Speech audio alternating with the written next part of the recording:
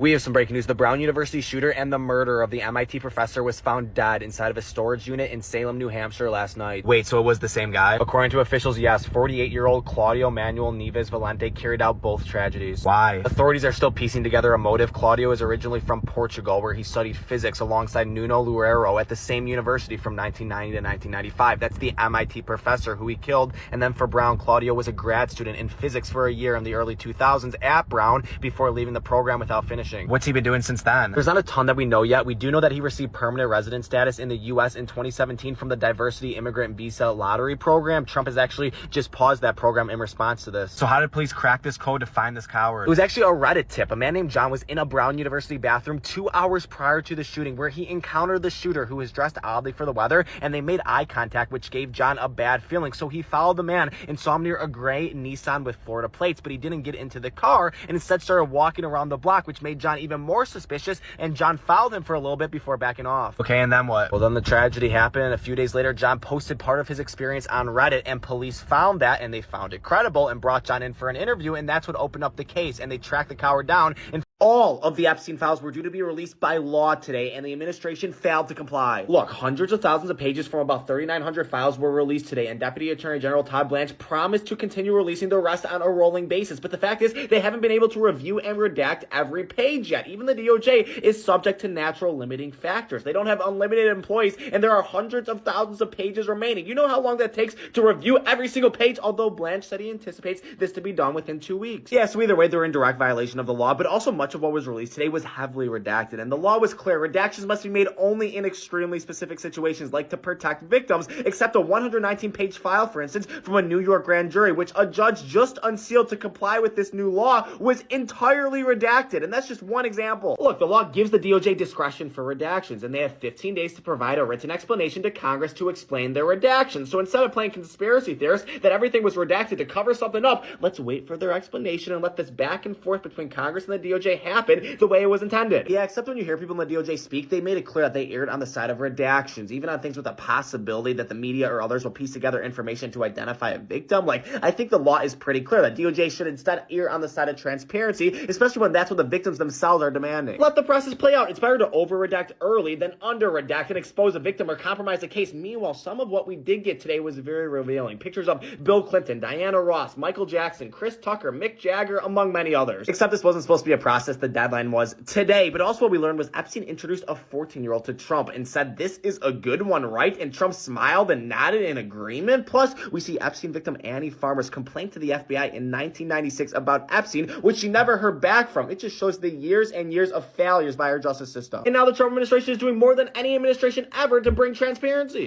No, a discharge petition against the president and Republicans' will became law, and now his Justice Department is actively fighting to defy it. That's an absurd accusation before hearing their responses to redactions. Plus, it was Trump who signed this into law. We know he didn't want it. We know they've been hiding something, and it seems that's continuing. Biden could have released the files. Would you just quit it with that and follow the law? We are. Really. And all right, that's where we're at with that, because yes, the Epstein files have been released, but they are heavily redacted, so not really. And Pam Bondi should either resign, be fired, or will honestly face the charges that could be brought against her for violating the Epstein Transparency Act. But all right, guys, let's go ahead and get into it. We're finishing up Trump's speech, and then we're going to get into a media analysis on that topic and more. All right, guys, let's go ahead and double tap that screen, like the video, and let's get right into it. She was nasty. Remember, she was a nasty person. I was going to use the B word. I said, my wife would not be happy. My wife always says, please, please don't use foul language. You know who else does? Franklin Graham. He says, President. He says, I love your speaking ability, President. You're a great speaker, although nobody says it. You know, I get these big crowds, but did you ever see the press do a story that I'm a great speaker? They say, oh, he looked tired. Oh, he's this. Oh, he's that. Yeah, I mean, it's crazy. I get crowds, the biggest crowds in history of anything, not only of anything. They never say, he gave a great speech tonight in front of 45,000 people. Look at the crowds that we get are the biggest crowds ever. Before the election, we're getting 80. We had 117,000 people show up in New Jersey. It was a great speech. You know what they said? He looked tired. I looked tired. You can't be tired in front of 117,000 people. It's not possible. You got a lot of adrenaline. The adrenaline is pumping, right? But that's why they're fake news. That's why nobody listens to them anymore.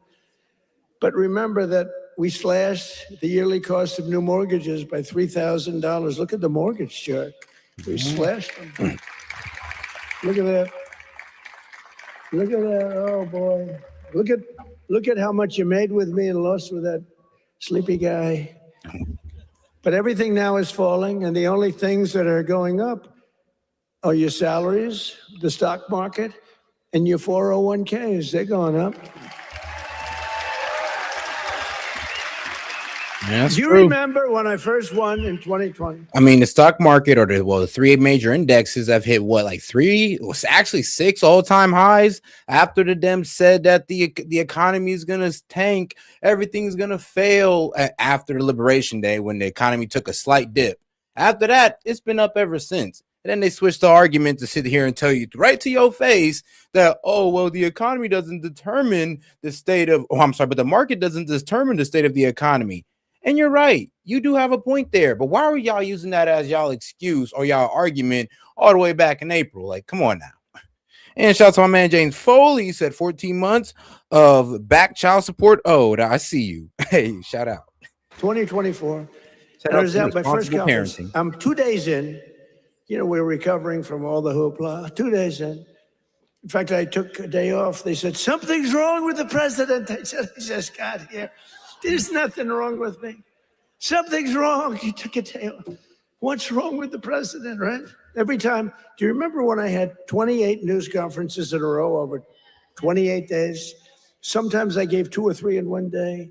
And then I took my beautiful Kai, my beautiful granddaughter is a very good golfer. I took her to play golf one morning, and I was in the office very quickly. Something's wrong with the president. Do you remember the rumor was that I had passed away? Do you remember that? I went 28 days in a row. I took the kid to play golf. And we play very fast. She's good at, I'm a very good golfer. And we play very fast. We play in 2 hours. We're dinning. I mean, I said, baby, I got to get out of here. I'm sorry. And I'm not sure if any of y'all are, privy to this, but the the market is the result of the economy. When money's in circulation and these guys are reporting good revenue, that's kind of what boosts their stock and their value and all that. So, the way the economy is like it kind of reflects how the stock market goes. If the economy is terrible, then the stock market sinks, and so does GDP. But GDP is up 3.4%. Well, my bad, 3 to 4%. And of course, the stock market has been seeing record highs. So when the Dems talk about, oh my God, we're heading into a recession, man, we do not see what you're talking about. Enjoy your day. Go hit balls or something. I got to get out of here. I got to go to work. And I got a call. A friend of mine. Oh, you're okay? And I said, yeah, what's wrong? I said, I'll be back in the Oval Office in 30 minutes. Oh, I said, what's wrong with this guy? Then I got another call. Oh, you're okay. They said that I had passed away. Do you remember that? First day in 28 days, these people are sick. That's why I've taken more physicals, because I think you have an obligation to, report. And I hate when they put out false reports. So they put out a report that Donald Trump. So I took a lot of physicals. And I did something no other president's ever done. I took cognitive tests, because I know that, and by the way, not easy.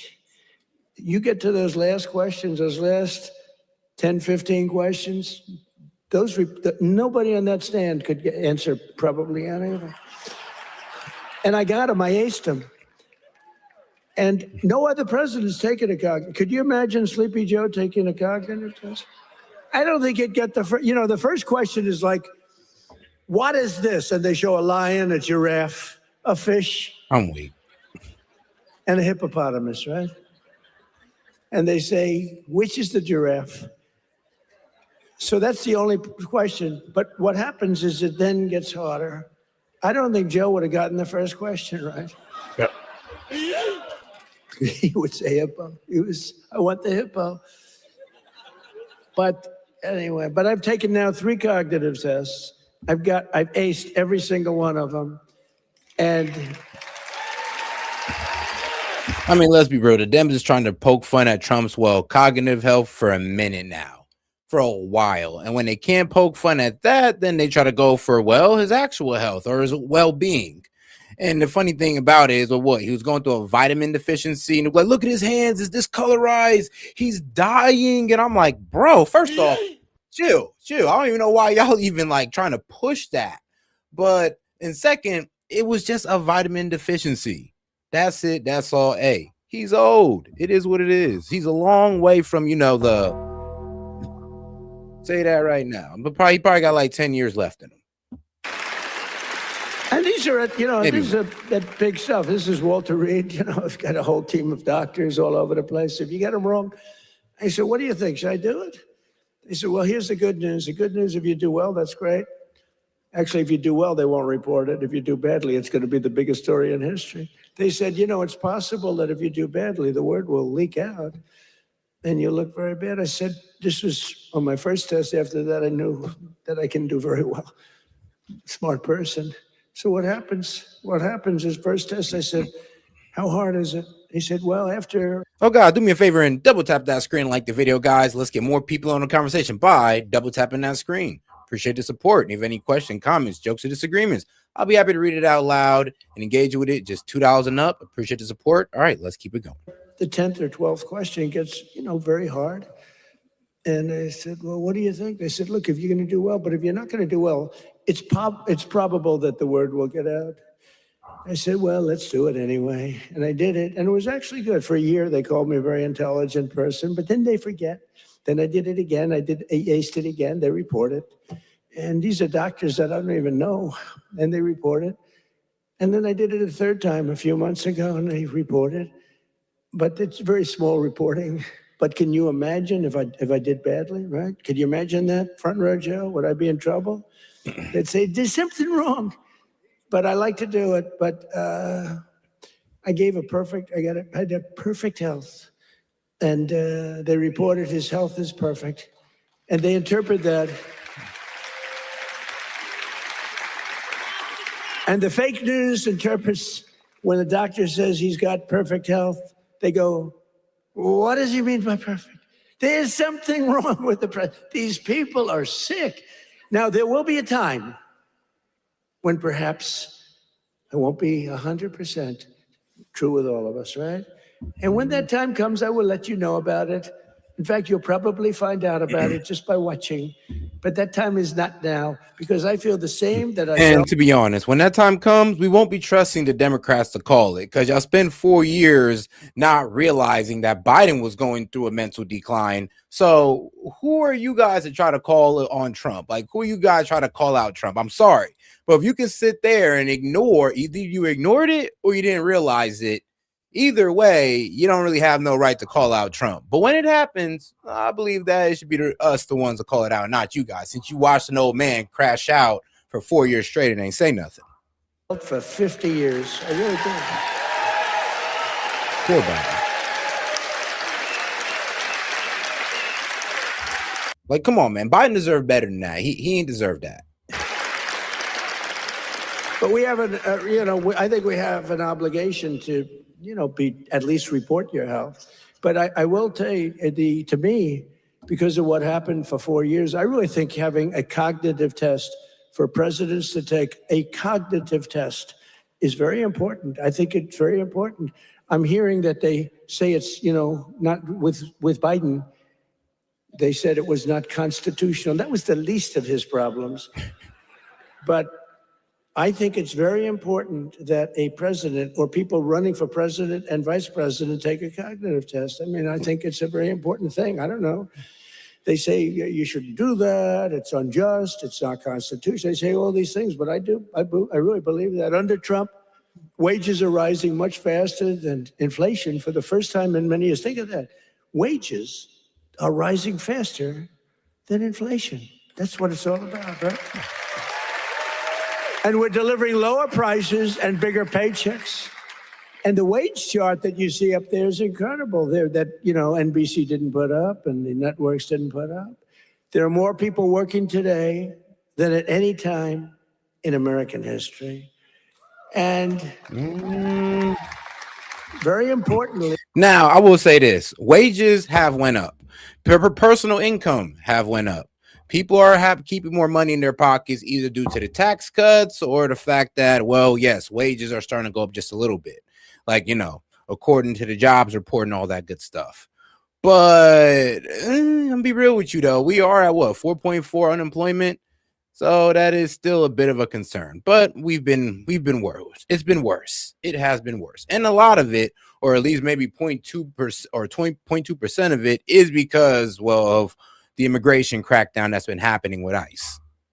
while tens of thousands of new jobs under... Oh, and shout out my man Patrick for sending a high five for 100 joules. Appreciate the support and for starting us off, because for every 100 joules, that is $1. Appreciate you, Patrick. Biden were government jobs. There were government jobs. I could do that right now. You saw it today. We had 4.5% inflation. That's because I'm letting go of tremendous numbers of government workers. We're replacing them. 4.5. No, it's 4.4 unemployment. He said 4.5 inflation. Hilarious. But no, what Trump is talking about is with 4.4 unemployment. We're at 2.7 inflation. In fact, we've reduced the federal workforce by 270,000 jobs. That's not to be mean. That's to get them off. And they are getting jobs in the private sector, and we're helping them to get jobs. But if you have all government jobs, we're going to be, a country that we don't want to mention names because we don't want to insult, but we're going to be a country that cannot be great. 100% just came out, 100% of all jobs created since I took office have been in the private sector. The only way to make our country great. Think of that. Think of that. 100% of the jobs created are in the private sector. Now, if I want to make some good numbers, I'll add 300,000 jobs. I can do it with one phone call. Hire each agency, hire 25,000. Now, so far within the last 3 months, seeing that we did have a couple bad months in job growth, like I will be honest about that. I mean, trust me, I'm always going to keep it real with y'all. Trust me, even if it's against Trump. But the amount of jobs that we've added over these past 3 months, according to the job report, is about, and this is a net. This is adding the 100,000 that we added, the 100,000 that we lost, and about the 64,000. Well, not 64, but what was it, about 60,000 or 64,000 we got this month. Well, I'm sorry, but in November last month, we've added so far about 67,000 jobs to the economy so far. Yes, that's how much jobs have been added so far, about 67,000 within the past 3 months, or jobs gained, I mean. People today, they hire them immediately. They pour in, and the 4.5% would be down to 2.5% in a matter of moments. I could get it down to zero. Hire a couple of million workers, please. Oh, the country's booming. We're down at zero, but that's the destruction of a country. That's what Biden used to do. They used to hire 10 people for one job. They'd have 10 people, would look at a job and would say one person can do the job, but let's give it a break. Let's do two instead of, and they'd have 9 people for one job. That's true. And that's really tantamount to a failed country. In 4 years. Yeah, what Elon Musk discovered when he was heading Doge at that time was that a lot of government jobs were able to be cut, not because Trump's the big bad wolf. No, it's because they literally had 4 people assigned to one task, one job, therefore creating a bunch of slackers in the government. Well, honestly, I'll be real with you, in the government workforce. So it was kind of, hindering on the American people, or costing the American people. And why? Because it's a government job. So who pays it? The government, aka our tax dollars. The last administration secured less than $1 trillion in new investments in our country. Think of that. 4 years, less than one. 4 years, the whole term, less than $1 trillion. In 10 months, I have secured a record-breaking $18 trillion more. They gave us doom and gloom, and I'm building the Trump economic boom. It's a boom. It's a boom. You know, these factories, auto plants, AI plants, we've never had anything like it. I ended the radical left's war on American energy, terminated the Green New scam, and signed an order to drill, baby, drill. We're drilling. You see where gasoline's coming back? Gasoline is now substantially lower than $2.50 a gallon. And many, many places now are under $2 a gallon for gasoline. Shoot, wish I was there. And within the next wish I was there. But right now, and well, in my area in Columbus, the gas prices, I would say about 280. Yeah, about what, 280. You could probably find it for 260 in some areas if you go out far enough. But the national average is about what, 279, which is about 20 cents lower to what it was a couple months ago at 306. 12 months, we will Either way, it's lower than what Biden had it at. Let's admit that. have opened 1,600 new electrical generating plants. That's a record all time. Because, you know, we need tremendous amounts of electricity for AI and for all these plants. Electricity prices will fall very dramatically when these plants are open. To protect North Carolina workers, we imposed 25% tariffs on foreign automobiles, 50% tariff. Now, here's the problem. I mean, hopefully here's a plan with Trump's, whole building all these energy plants, because it's for the data centers, because the data centers have a bit of a problem. It's not, yes, it adds maybe like 1,000 jobs or a little bit more to the economy, but to the job market. But here's the problem. It drain on local power. So the people around the data centers end up being the one paying for the cost of the data center electricity wise. So that's why there do need to be more power plants built, so it's not draining on the locals' power, and these people aren't pretty much subsidizing these data centers. Because if you look around, honestly, you can look this up.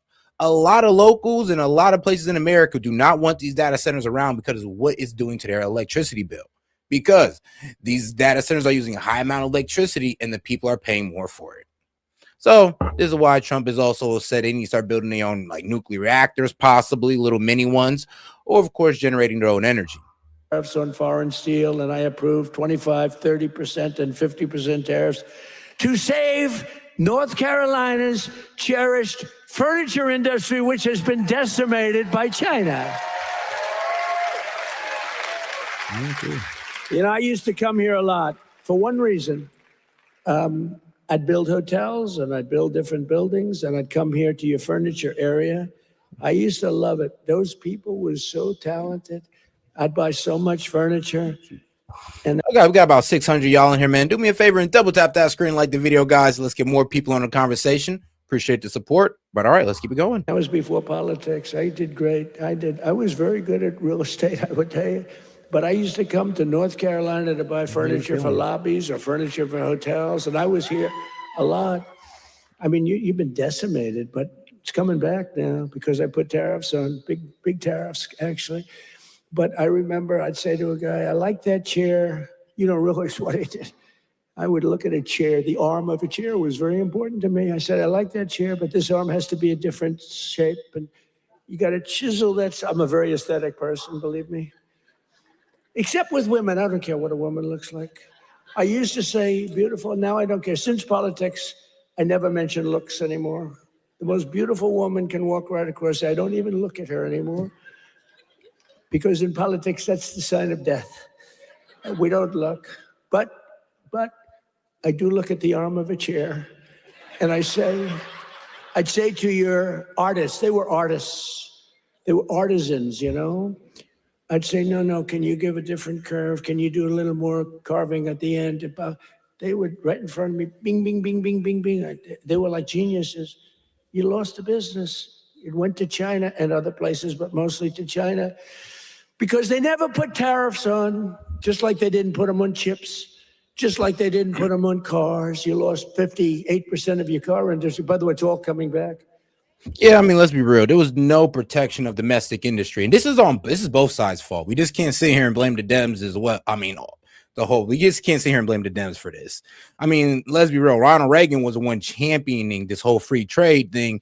And the problem with free trade is even the person who thought about it, my guy Ricardo, even the guy who thought about it, the economist who thought about this said that it only makes sense if you cannot produce it in your own country.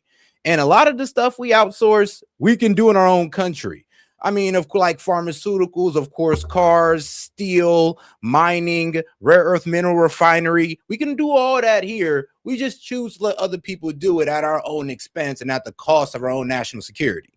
So shout out to Trump for using these tariffs to actually bring back a lot of the car business, not really bring back, but start having the manufacturing of pharmaceuticals, and then of course the chips and semiconductors. Some of it's coming back here. It's all coming back. Since we out here is holding chip hostage. Because to bring a car into our country is costing 25 to 50% tariffs now, and they can't do it. They can't compete. Tariff is, and I won't say it because it gets me in trouble, my favorite word. I know I want my fifth favorite word. Do you remember when I said the word tariff is my favorite word in the dictionary? Remember that? And then the fake news got me. What about religion? What about God? What about your family? What about your wife? What about your children? I said, oh, they got me in this one. So now tariff is my fifth favorite word. And now I'm okay. It's my fifth, 5. Now I'm okay.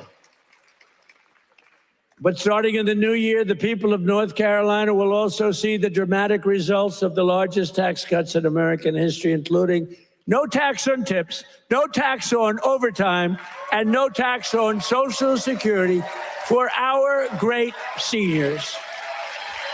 No tax for our seniors. Tell me what? Let's do a poll. Because, you know, these pollsters charge you $1 million to ask a question, then they just write down an answer. They don't do polls. It's a total con job, some of these polls. One thing I don't like about Fox is their pollster. Total fake. Their pollster's the worst. They've been saying they're going to get rid of them for 10 years.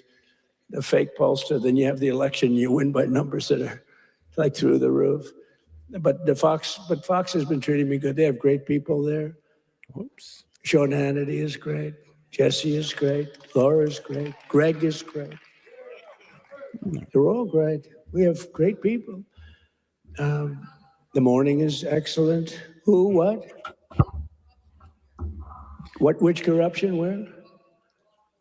But all right, now, just to let you know that Trump isn't actually bullshitting about the jobs that are coming back. We have AstraZeneca, new manufacturing campus in Maryland, and that's what it is about a $2 billion multi-facility manufacturing campus, 60-acre new site in Frederick plus Gallensburg expansion, focus on biologics and rare disease medicines. This is supposed to create 2,600 jobs. I know. I mean, this is in Maryland. Now we got let's see here.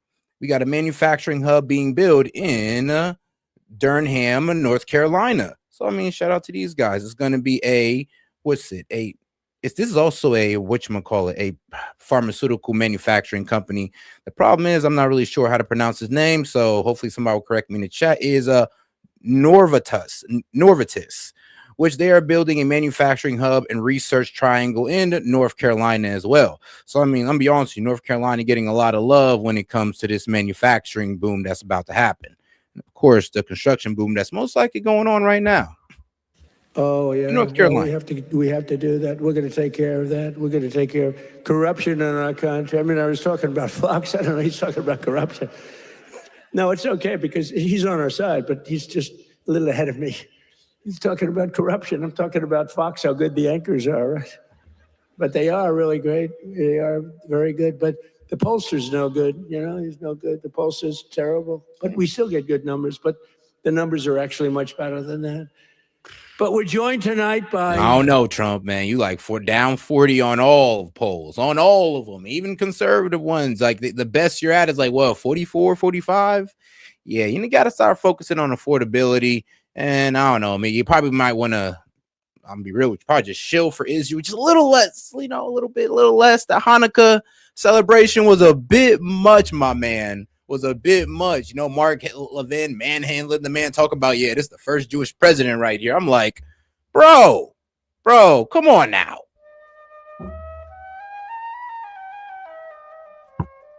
Of course. But can't call that out, guys. It's anti-Semitic. Heather Whitley, a bartender and server in Nashville, North Carolina, who will save over $5,000 from no tips. Think of that. From no tax and tips. Heather, where are you, Heather? Are you here, Heather? Where are you? Where are you? You want to come up? You want to come up? Come on up. She's going to save over $5,000, no tax on tips, toward a down payment on her first home.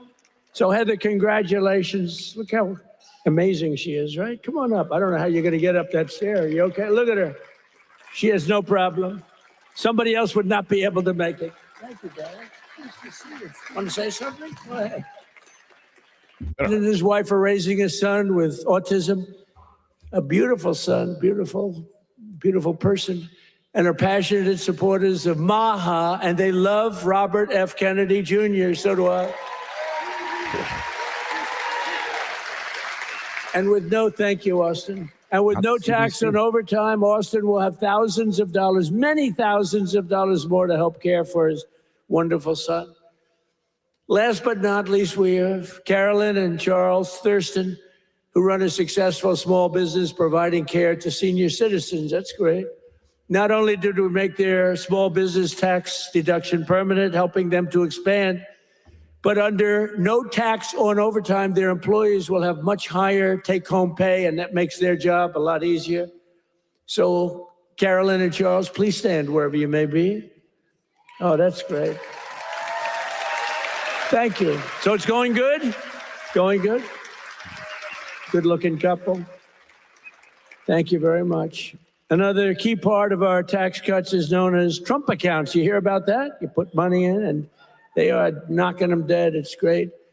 It's Michael Dell Computer. He put up $6.25 billion. How do you like that? He started with no money, and now he puts $6 billion plus into the first accounts. I mean, think of that, $6 billion. It's, to be exact, $6.25 billion. Even the second part is a lot. And we've had a lot of great Wall Street titans and a lot of great real estate titans. They're all putting money in Trump accounts. It's for kids. They get a certain age and they're going to have money. It's going to. I mean, yeah, I like the long-term plan here. As long as nothing happens to the economy or, nothing happens to the American dollar, all is well. But the problem is, I mean, honestly, it's a really good plan. Let's be real. Giving these kids, when they're born, $1,000 into the stock market. I believe their parents can add to it, and they can't take it out until they're 18. And by then, it should be a large lump sum of money they can use for a business, college, etc. I mean, shoot, it's way better than just only being able to get a student loan. Way better than that. Double and triple, hopefully, it'll do well. Under this new program, the federal government will be creating an investment savings account for every single newborn American child with $1,000 to be invested and grow over the course of their life. So they'll reach 21 years and, they could be very good. They will consider themselves rich. I mean, it's a lot of money, actually. Friends, family, employers, and loved ones will be able to add thousands more each year, like a trust fund for every American child. It's something that people have wanted to do. But honestly, I give Mr. and Mrs. Michael Dell can go out and buy a computer from Dell, because I'll tell you what, they love the country. Great people. Every single Democrat in Congress voted against these. And tell them to take their factory out of China. Like, I'm just saying, if Dell loves it so much, tell them to take that factory out of China. Incredible benefits. Every single Democrat said no, including a guy named Don Davis right here from this district. He voted against it. That's why you got to vote against him. Uh-oh. Don Davis voted against no tax on overtime. He voted against no tax on tips, and he voted for the largest tax increase in American history. He wanted the largest tax, and he's your congressman. So I don't know if you know him. And honestly, I'm good at politics. I never even heard of this guy, so he hasn't made a big impact. But he voted yes on every single Biden disaster, including massive inflation, open borders, sanctuary cities, and the Green New Scam. Don Davis betrayed North Carolina. Don Davis did nothing about the flood.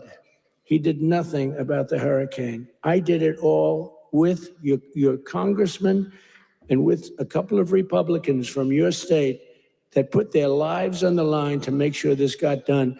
And we had to wait till January 20th. They wouldn't do a damn thing. The waters didn't recede. They were living in areas that didn't have water, and now they were surrounded by water. And by the way, Elon Musk, with his incredible, you would call it contraption of communication, incredible. I said, Elon, we need 500 of those. You couldn't get them because it's been very successful. He said, you'll have them tomorrow. Got to give him credit for that, you know. I have my little disagreements with him. I don't believe in the mandate where everybody has to have an electric vehicle within an hour. You know, I don't, but you got to give him credit. He really saved a lot of lives. Here tonight are some of the warriors who, unlike Don Davis, who's a disaster, vote against him, stood up for North Carolina, including Congressman Tim Moore and Brad Knott. Where are you guys? Hey, fellas, come up real fast. Come on up. Come on up. I'll tell you, these guys were, look at them, two handsome gentlemen, extremely different types. All right, so I found the charts that Trump was showing at this rally right here. So here it is. All right, so let me go ahead and main stream it. All right, so this is what Trump was pretty much talking about, right? Monthly estimates of net change in real median household income. And yeah, from January 25th all the way out to, well, yeah, January 2025, all the way out to what we're at now. Well, yeah, to June of 2025, real wages are all the way up to $1,174. Now let's go to the next chart that Trump was bragging about, because you know this man loves to brag. And shout out to this man Stephen Moore, because he said, here are the charts I showed the real Donald Trump in the Oval Office today. And this guy's, close to Trump. So this is pretty much what my man is showing. All right, Bureau of Labor Statistics overestimates Biden's jobs by nearly 1.5 million, saying that over 1.5 million jobs that Biden added, I guess weren't really added. The benchmark revisions were about 855,000. Monthly revisions all led up to about 601,000. And overall estimated is about, from 23 to 2024, is about 1.4 million. Oh, damn. Damn, almost like he didn't do a damn thing. Well, yeah, he did something. He did something. I ain't gonna throw him under the bus completely now. All right, monthly estimates of net change in real household income. And of course, I guess we're going all the way up to now. Trump top 50 percentile, Biden 50 percentile. So he's pretty much saying that the real household income is up under Trump, and it went up. Well, it's at 6,000, but at Biden it was 551. Not so sure about that one, but all right though. That's pretty much where Trump has been getting his numbers from. The last three made sense. Great. Say hello. Say a couple of words. Thank you, man. Thank you very much. Appreciate it.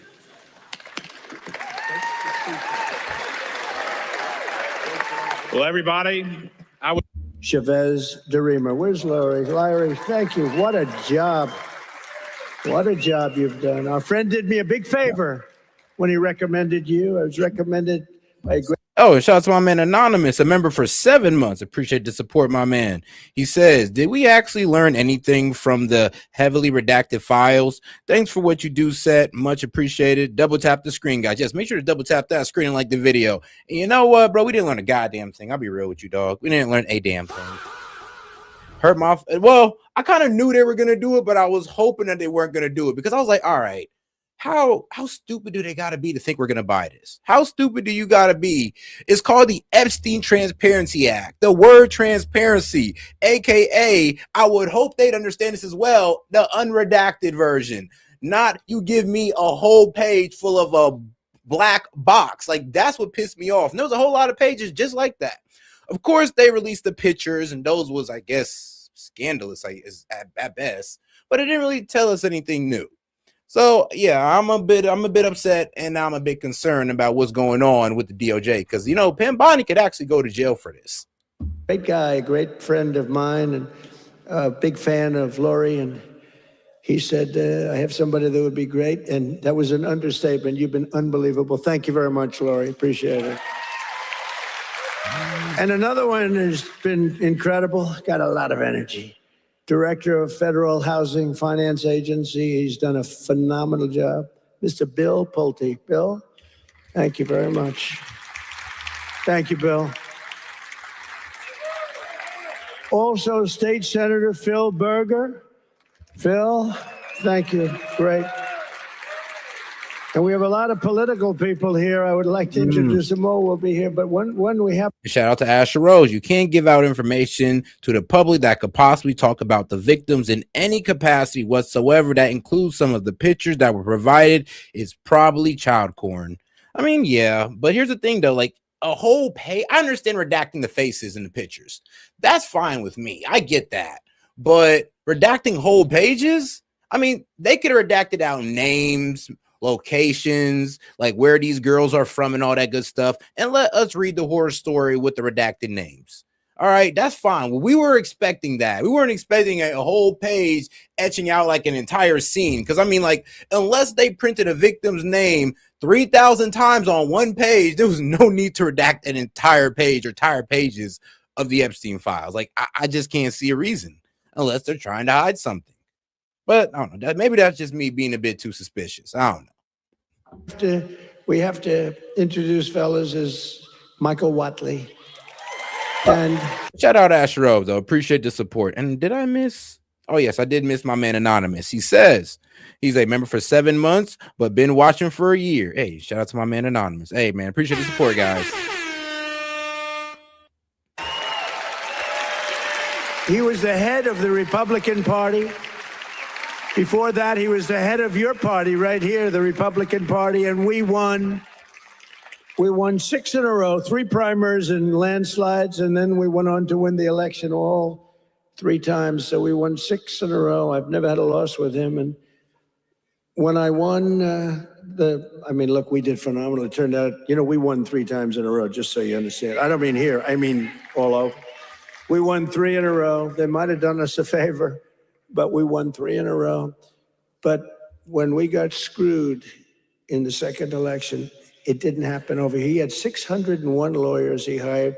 They had lawyers at every single ballot box, and other people were cheating in other states that we won by a lot, and they were cheating. You could see it go, here we are, wah, wah. And you remember they have ballots all of a sudden. We just found 75,000 ballots, a total rigged deal. And by the way, you have not heard the last of that, I can tell you. But in this state, that didn't happen because you had a guy named Michael Watley, and he had every box secured. He had, I think, 2 or 3 lawyers at every station, but he had over 600 lawyers, I think 600. And I said, how many lawyers did you have? 601. I said, that's like genius. He was ahead of it. And you'd watch, people went to bed that night. Everyone said the election's over, Trump won. And then all of a sudden they woke up in the morning, and 3 o'clock in the morning, they found hundreds of thousands of votes in some of these states. It was a rigged election, but not here because of him. And I said, I don't know if I'm doing this again, but if I'm doing this again, I want Michael Watley. I said, the guy from North Carolina, I want him to head the Republican National Committee, the RNC. And he did it beautifully. Come on up, Michael, come up. He did it so well, and where's Laura? That's funny, man. But all right, guys, let's go ahead and move past this. We're going to go ahead and get into the media analysis on the subject of, Trump's main, cabinet or the people around him. because Michael Watley, he actually got caught on tape pretty much saying that, the Republicans might be screwed for midterms. I mean, trust me, that makes sense if we keep on going with our foreign policy. I mean, if we get into a war with Venezuela, I guarantee you we may lose the midterms. It's almost like an 80% chance. But we'll see what time takes us. Things could always turn around and things could get better. But all right, now let's get on to our girl Susie Wiles, because for the third day in a row, the Dems will not let this go. Out of that remarkably revealing interview with White House Chief of Staff Susie Wiles. The Vanity Fair piece titled Susie Wiles, J.D. Vance, and the Junkyard Dogs, the White House Chief of Staff on Trump's second term, is a series of interviews with Susie Wiles, who speaks candidly about her boss and his administration. The president's top advisor, who he has referred to at times as Susie Trump, served as Trump's 2024 presidential campaign manager and was largely credited with his successful bid for a second term. The first woman to serve as White House Chief of Staff did not hold back when asked about President Trump targeting perceived political. Just remember, guys, this was the picture that Vanity Fair posted of Susie Wiles. Like, bro, check this out. Like, this shit is wild. Like, come on. Like, even if you're a Dem, you got to admit, like, I ain't gonna lie, I'm scrapping if somebody did me like this. Like, ain't no way. Ain't no way. Oh, yeah, guys, make sure to follow me on X, S.E.T Media. I'm also on there as well. And I'm also going live on there as well. But, yeah, can you imagine somebody doing you like that and then think they're going to give an honest interview about you? Not too sure. But when you actually read the interview, I'm going to be honest with you, it sounded like you might have had a couple in her. Just saying. Political enemies. She told Vanity Fair, quote, "I don't think he wakes up thinking about retribution, but when there's an opportunity, he will go for it." She also described President Trump, who does not drink, as having an alcoholic's personality, also commenting on members of the president's cabinet, referring to Vice President J.D. Vance as a conspiracy theorist for a decade. The president defending Wiles' comments, telling the New York Times, or the New York Post rather, in an interview that he does have a possessive and addictive type personality, adding, quote, "I'm fortunate I'm not a drinker." And Wiles harshly criticizing the publication on X, calling the report a disingenuously framed hit piece on me and the finest president, White House staff, and cabinet in history. We are joined now by the reporter behind that headline-making piece. Yeah, I don't know about that, Susie Wiles, because he said she was taken out of context. And, when I looked at it, she was taken out of context when it came to the Trump's alcoholic personality. Because she was talking about, the liquid courage that you get from, alcohol and that can-do attitude. That's what she was kind of, relating Trump to when she said an alcoholic personality. Now, calling J.D. Vance a conspiracy theorist and, used to be a never Trumper, I mean, there is really no context behind that. You were pretty much calling this man out for being a never Trumper at first. Pam Bondi pretty much said she kind of effed up the release of the Epstein files, which I agree with. I mean, there was no let's be real. They didn't take it out of context. So let me be quite honest. Oh, and Elon, calling Iman an addict ketamine user. I mean, come on now. Did you have to say that? Like, in what context could it took you out of when you said that? I'm just saying. But Trump should fire Susie Wiles because she works for the corporate. She's a corporatist. She works for the corporate elites, not the American people, but the corporate elites. Vanity Fair's Chris Whipple. Chris, thank you so much for joining us on Top Story. I mean, let's start with how this came to be. I mean, this is an administration that often tends to prioritize speaking with quote unquote friendly outlets, friendly reporters or media figures. How did you get this access, and how many times did you talk to Susie? Well, not only that, but as you well know, Susie Wiles is famous for being under the radar, off camera, rarely giving interviews. So it was really a remarkable experience that began in January. Yeah, because if you look into her history, you'll see that she is shady as hell. I mean, so much corporate interest in her past.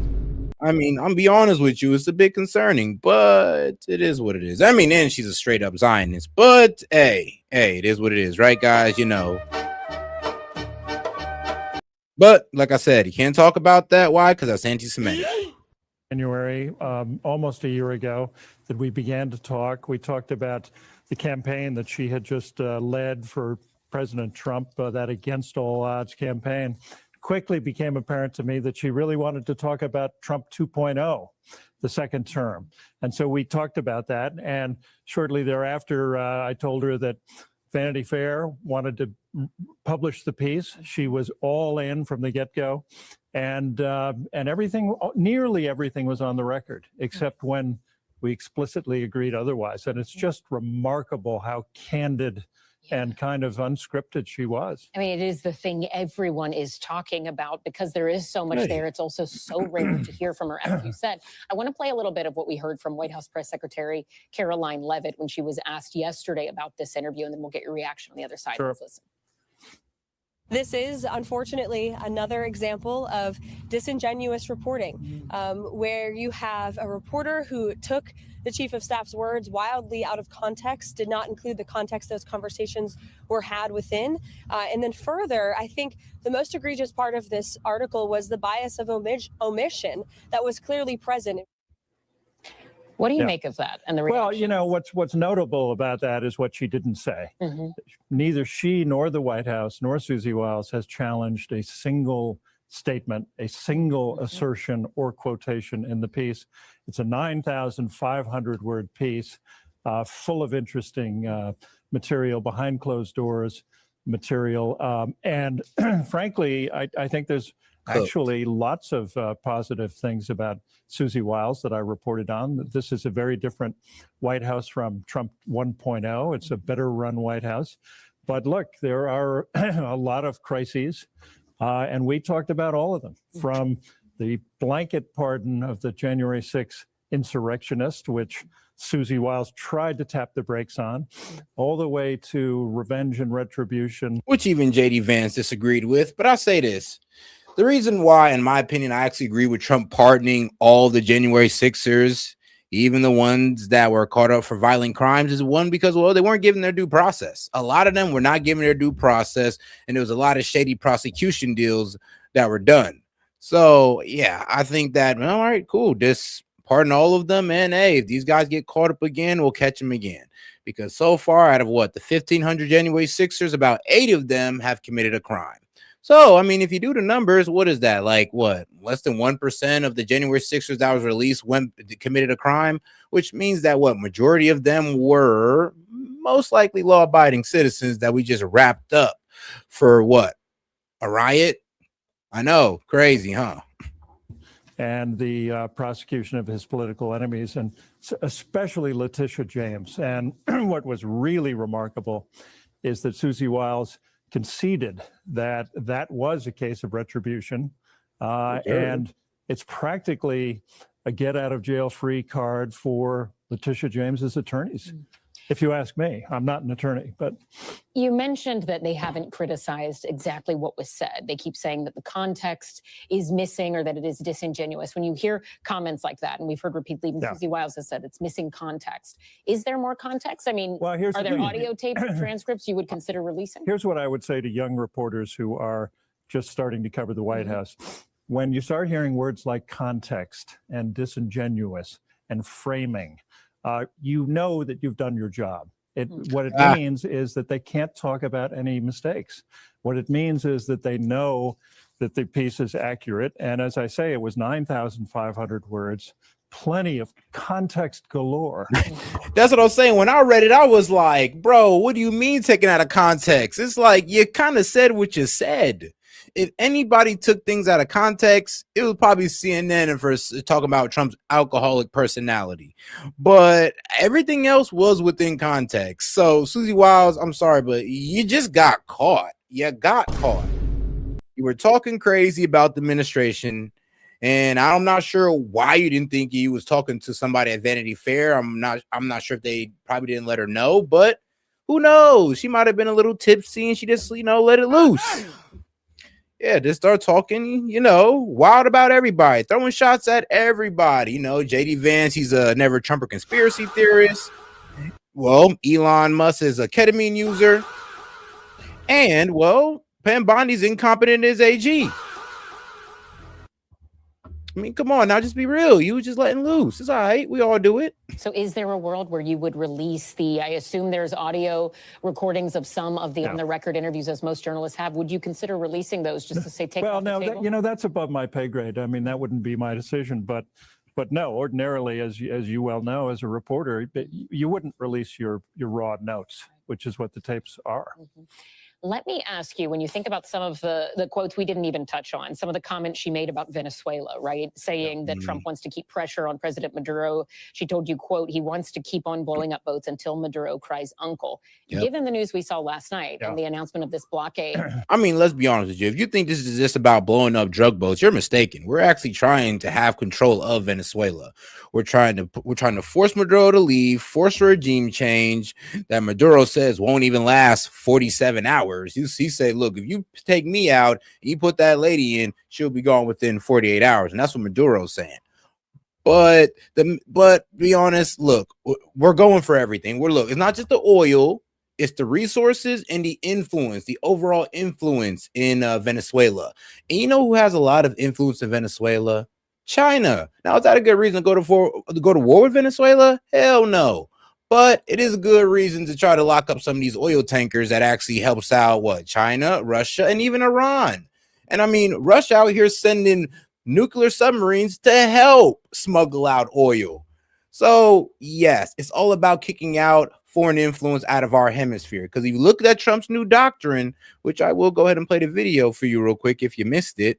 But yeah, we're focusing on our side of the hemisphere and trying to stop being a global power, man. Check my man. America just quietly dropped a new global doctrine. It basically says we're not the world's police anymore. Jeez, finally. We're the boss of our own hemisphere and everyone else can deal with theirs. On December 5th, the White House released Trump's new national security strategy. Inside the document is something they're already calling the Trump corollary to the old Monroe Doctrine. Translation, the United States is already declaring dominance over the Western Hemisphere. North America, Central America, South America, and the Caribbean. He's basically saying that this is our neighborhood, our rules. At the same time, it signals something huge. America is stepping back from trying to manage every crisis on the planet. Here's the core of it. America first, but not just the slogan, as the actual blueprint. The strategy says that the US is done acting like a global babysitter, and instead wants to be a regional superpower at home with select pressure overseas. It talks about sovereignty, borders, migration, cartels, critical minerals, energy, not spreading democracy or building global institutions. And in Europe, the document literally talks about civilization erasure, mass migration, and cultural collapse. It basically tells Europe, you're on your own. In the Americas, this doctrine means cracking down on cartels and narco-terror groups, pushing back hard on China's influence in Latin America, and trying to stabilize countries down south so mass migration doesn't end up on US border. In Europe, leaders are freaking out. French and EU leaders are calling it brutal and a declaration of political war, because it blows up the old idea that America will always bail out Europe first. And on Russia and China, this doctrine quietly accepts a world of spheres of influence, meaning that it acknowledges that there are only 3 global powers, the US, Russia, and China. The goal is to avoid a giant global war by not trying to run everything anymore. So here's the question, is this smart realism where we're admitting that we can't police the entire planet, or is it dangerous because it gives Russia, China, and Iran more room to operate in their own backyards? Does America get stronger when it focuses on its own hemisphere, or weaker if it stops acting like the glue that holds the old world order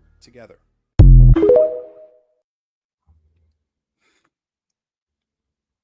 And shout out to my man Link for calling it, because though it is not a coincidence that it helps not Iran, but Russia. You want to know why it's not a coincidence? Because if you look at the Ukrainian peace deal, we're trying to let Russia into the global economy. We're trying to do business, $1 trillion business with Russia again. So this kind of leans into what we're trying to do. So we're pretty much telling Russia and China that, look, we'll back off you guys and you back off our side, and it's all good. Now, where would this lead the world? I'm be honest with you, I have no idea. Actually, I have a somewhat of an idea, but I don't like to be a negative Nancy, because I don't want to talk about Russia possibly taking over Europe and China possibly getting their way with Taiwan. Who want to talk about that right now? Let's talk about the fact that we need to actually have hemispherical dominance in our area, because who can stop us in our area? Nobody. Like I said, do I support war with Venezuela? Of course not. But like the man said, I guess it's about America first and America dominance. Now, am I for it? No. Could it work out for us? Of course it can. But could it also cost us hundreds of thousands of U.S. lives? Yes, it can. So, I don't know. I'll leave you guys up to have your own opinion on that. Is there context in that, or just information that you are now looking the totality of what you've reported and saying, oh, this is extra relevant. What should we make of those comments in conjunction with the activity we're seeing in Venezuela? Well, really remarkable comments and remarkably candid on her part to concede that while the official policy so far has been we're blowing up these boats to stop drugs from reaching U.S. shores, that in fact it seems to be regime change. What does that mean? Blowing up boats until Maduro cries uncle.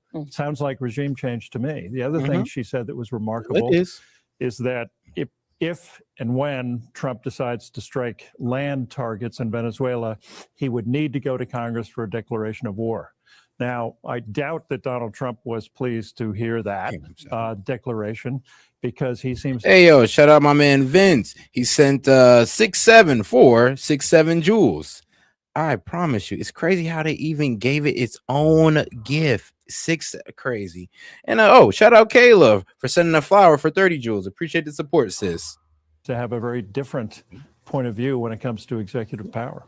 Some people have taken issue with the photos that were included in this piece. I'll put up a post from Secretary of State Marco Rubio. He said this on X. It's obvious to most people that Vanity Fair deliberately manipulated pictures and reported statements without context to try and make the White House team look bad. I mean, these photos, they were taken by a photographer named Christopher Anderson. And when I went back and looked at his work, this does seem to be like his signature style, from like Margot Robbie to Pharrell Williams. He gets really close up often. He does get close up. I'm sorry, but he made that man Rubio look sickly.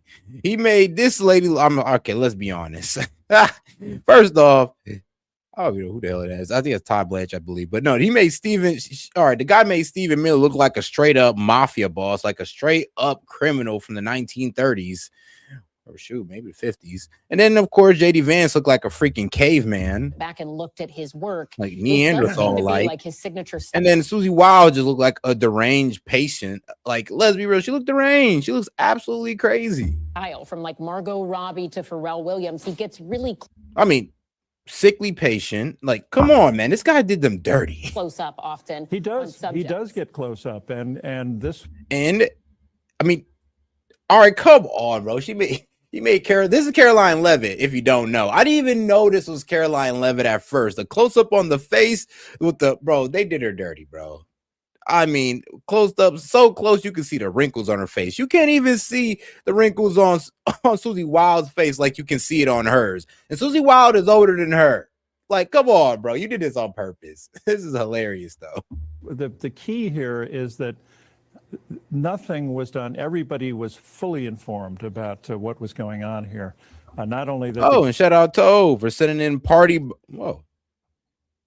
Oh, shout out sending party bowlers. For 500 jewels. Appreciate the support. So, shout out Tove. Appreciate the gift. Conversations were on the record, but they knew who the photographer was. They even reviewed his portfolio before he went to the White House for Vanity Fair. And that's probably all I should say about it, because my job is to report and party blowers. All right, shout out to over sending in the party blows. Appreciate that. And you'd really have to ask the editors about that. But to your knowledge, those photos were not "quote unquote" manipulated. No. I mean, that's silly. I'm weak. Link, you grimy. You said they posed for the photo. It's like, come on, bro. You didn't think. Come on, they didn't know they was gonna do that. When you pose for a photo, you think that somebody just gonna go extreme on your face and make it look like you're old? Like you don't see that coming. Like, let's be real. Yeah, if you look at his portfolio, this is what he does. He does. He's a photojournalist who often does very revealing close-ups. Nah, bro said revealing close-ups as if through his pictures he can reveal who they truly are. So what? Stephen Miller's actually a mob boss. Susie Wild's actually a crazy loon, and what? What's her name? Our press secretary, Secretary Levitt, what? Is an aging young woman that wears too much makeup? I mean, the grime is real. The revealing photos. That's funny. That's actually funny. But to be quite honest with you, his portfolio does look exactly just like that.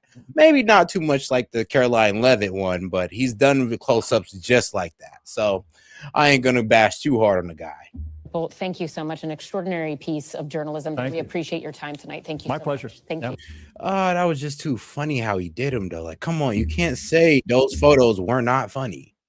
But all right, now let's go ahead and get into, well, what the Trump administration, well, what honestly the DOJ has caused. Let's get into it. Joining us now, Congressman Suhas Subramaniam of Virginia, member of the House Oversight. Because if you don't think the Dems are going to ride this all the way out to the wheels fall off, you are tripping. If you don't think they're going to take this whole Epstein Transparency Act and not throw it in our face going like, oh, I thought y'all said transparency. I thought Trump said he was going to be the most transparent administration ever. Well, what is all these redacted pages? And they're going to have a really good point. I'm being real with y'all. Committee, thank you for being up early with us and joining us again to talk about this drip that we're seeing, which is still a drip, basically, despite the bill that you guys all passed. But I'm wondering, what like Dems, I promise you, there's two things that we can agree on. Two things is, bro, the release of the Epstein files and, well, I think I forgot the second one, but it'll come back to me though. But I know we do agree on releasing the Epstein files. Democrats going to do now? What are the exact options that Ro Khanna is teasing there to actually ensure that all of these are released? Because as some of our guests last week pointed out, the bill that you all passed does not actually have any teeth to hold anyone accountable or press real criminal charges if the administration ultimately breaks the law. Yeah, which they have. Yeah, exactly. Right. They broke the law. Yes, they broke the law when they didn't release all of the files by now. This deadline was not a deadline to release a first batch of files. It was a release of all of the files. No, that is true too. Like they weren't just supposed to release a batch, because then Todd Blanche came and said, "Oh, don't worry, we'll just slow roll it out during the weeks." And I'm just like, bro, first off, the first dump was pretty disappointing, and you were supposed to give everything.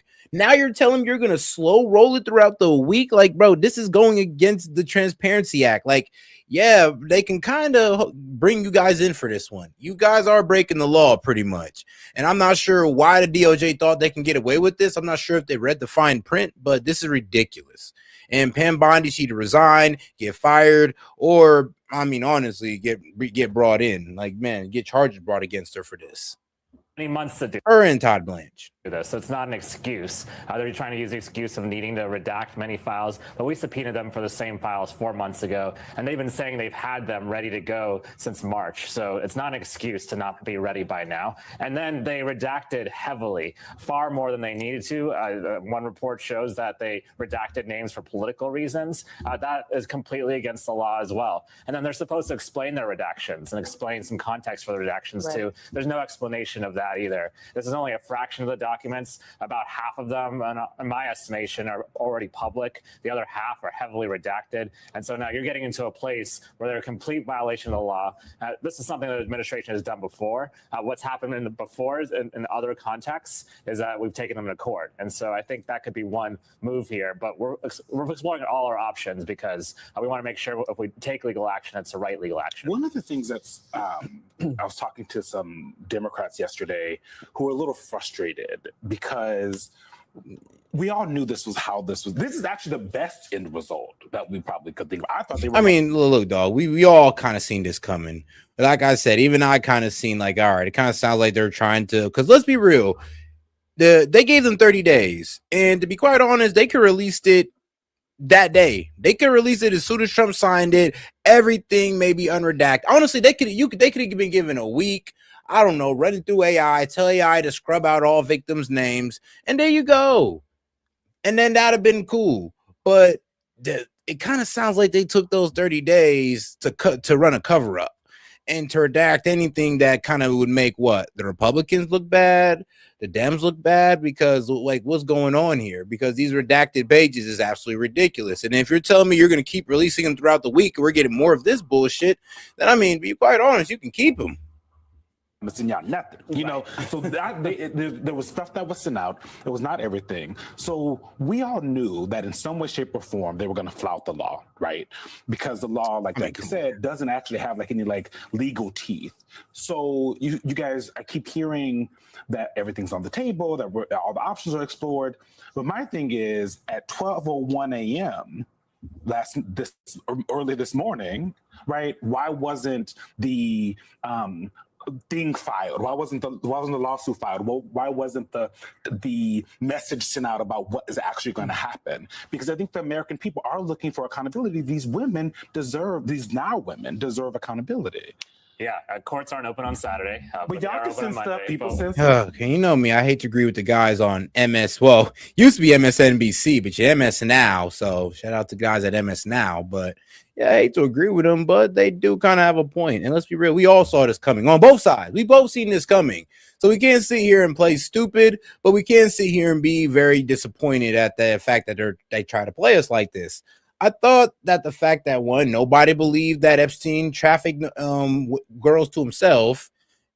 I mean, let's be honest. Nobody believed that. And the fact that they try to push that on us is absolutely insane. I mean, trust me, nobody was really even believing the whole Epstein killed himself part. And that didn't really even matter when it came to him trafficking women. That's honestly what I cared about. Who give a damn if he killed himself or not? It's about the trafficking women into who. That's the main part we care about. And the fact that they're hiding that is a bit concerning. Like they'll release a little bit, let us know that yeah, he was like a socialite, he was hanging out with a celebrity, he had women around him. But think about it like this: they haven't really connected no real names to him. We see all these pictures that he is with all these pictures that he was around celebrities, but like I said, we have not got no concrete evidence that any of these guys was really messing with Jeffrey Epstein in that way, to where they was part of his trafficking organization or a customer of it.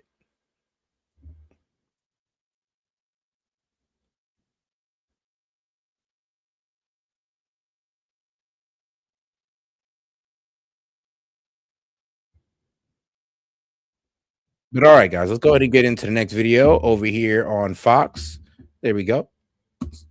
Deputy Chief of Staff for Policy and Homeland Security Advisor Stephen Miller. All right, Miller, we got Haitians now on the gravy train, not just eating the dogs and cats anymore. Well, first of all, regarding the situation in Minnesota, and by the way, not just Minnesota, we have Somali refugees that were dumped here by Democrats in Ohio and Massachusetts. Let me just say, we should not be. Yeah, I think we got like what, the second? Maybe the second or third. No, I think we have the third largest Somalian population, and they're mainly here in Columbus, to be quite honest with you. Shocked when you import a population whose primary occupation is pirate, that they are going to come here and steal everything we have. Somalia has this giant coastline, and the only industry they have created after hundreds of years is piracy. Come on, stealing what anyone going through who has actually built something has made. So yeah, I mean, Stephen Miller, are we going to ignore the history of Somalia and how we interfered in their government and chose our favorite terrorist group to try to run said government, and now they're in like a three-way battle for leadership of the government of Somalia? Like, do we want to sit there and forget like it isn't our fault that they're like that? Because it is. I'll be quite honest with you. One of the main reasons they turned to piracy is because till this day we are active in Somalia. I mean, we're bombing Somalia right now. Yes, we've bombed Somalia recently. Because why? We're helping people in Somalia. We're helping our favorite terrorist group, like we always do in all these Middle Eastern countries. And then we're gonna sit there and blame the Muslim country for being a shithole due to our interference. It's like, look. I get it. I get that we hate hearing that argument, but let's not sit here and pretend though that it's not a valid argument when they hit us with, well, who's been running all this interference for years in our country, and now you're blaming and it is kind of unfair to blame these countries for being a shithole country when we've literally destabilized their country with our interference. I'm just saying it's a good argument. Now, what the Somalians are doing in how Somalians have migrated to places like Minneapolis, Columbus, and all that good stuff, it is a bit suspicious. But if they're here legally, we can't really do anything about it.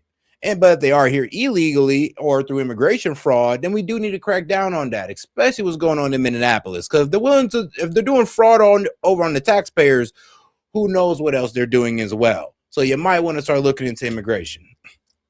The pirates have stolen all of our money, and they have to go home, Jesse. That's the situation we're in right now. Okay, well, Tampon says you guys are after him, and it's mean and it's unfair, Miller. So he's presided over this corrupt, incompetent loser, has presided over the largest theft of American taxpayer dollars in history. It's never been equaled before. The amount of money that's been stolen is larger than the entire GDP of Somalia. In other words, the Somalians they brought here have thefted more than all the Somalians in Somalia have ever created for themselves in all the time that has existed up until now. So there needs to be a lot of people going to jail. And I can promise you the Department of Justice is launching an investigation that is commensurate in force and in purpose. I mean, yeah, we've been involved in Somalia since what, the late 1970s to all the way 1991. The U.S. backs Bari, which was their leader from what, 1969. I mean, all the way out to what, I believe the 1990s. So yes, U.S. backs Bari from the late 70s until his fall in 1991. Yeah, the 90s, like I always said. And the U.S. sent hundreds of millions of dollars in arms and aid to Bari's regime in exchange for access and influence in the Horn of Africa, which is they call Somalia, and the use of facilities like the port of Berbera. So yeah, when some people in the chat were trying to say, "Where's your sources? Where's your sources?" Oh, this is foreign policy in focus. So yes, it's called a FPIF.org, Foreign Policy in Focus, and it will tell you all about the U.S. And the Somalian interaction and how we've been involved in their government, and of course funding paramilitary groups, rebel forces, or so-called terrorist groups. It's all right there. With the scope, scale, size, and magnitude of this controversy. Okay, so they just doubled their GDP thanks to tampon. Way to go. So the commie boot camp. Sometimes we laugh at this. We see them doing sit-ups. Is that a concern to you, Mr. Miller? Well, what's a concern to me is that we don't have a Democrat Party anymore. They still have the D in front of the name. They call themselves Democrats. We have a Communist Party, but it's actually the worst kind of communism imaginable, which is DEI communism. So it's not just we're going to redistribute your wealth, it's we're going to import massive numbers of illiterate refugees and give all your wealth to them. And we're going to give their kids the first spot in every college. And we're going to make sure their kids are the next wave of doctors who are going to butcher you when you're having a medical emergency. Okay. So we've combined the two worst ideologies imaginable. Communism and DEI is literally a recipe for national death. That is what Democrats are bringing us, Jesse. That's right. All right. Thank you, Mr. Miller. Have a great week. All right, now let's get on to something a bit wild. Because Lord knows I ain't see this coming. I know y'all ain't see it coming either. But yeah, new bill would allow private citizens to fight cartels. We are under attack. I mean, let's get right into it. Welcome back to Fox and Friends. Could privateers help take down cartels in the Caribbean Sea? Republican lawmakers Tim Burchett and Mike Lee hope so. They're introducing bills to both the House and the Senate, respectively. The president would issue a letter of marque, which lets private citizens act against U.S. enemies and seize property, something that has not been done for over 200 years. And it's already gained support from Elon Musk, who says, quote, it would work super well.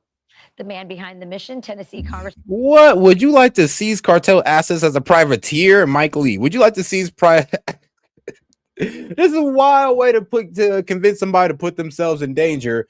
Sue, would you like to take, the golden pistols and the millions of dollars that, these cartel members have stacked up in their bed?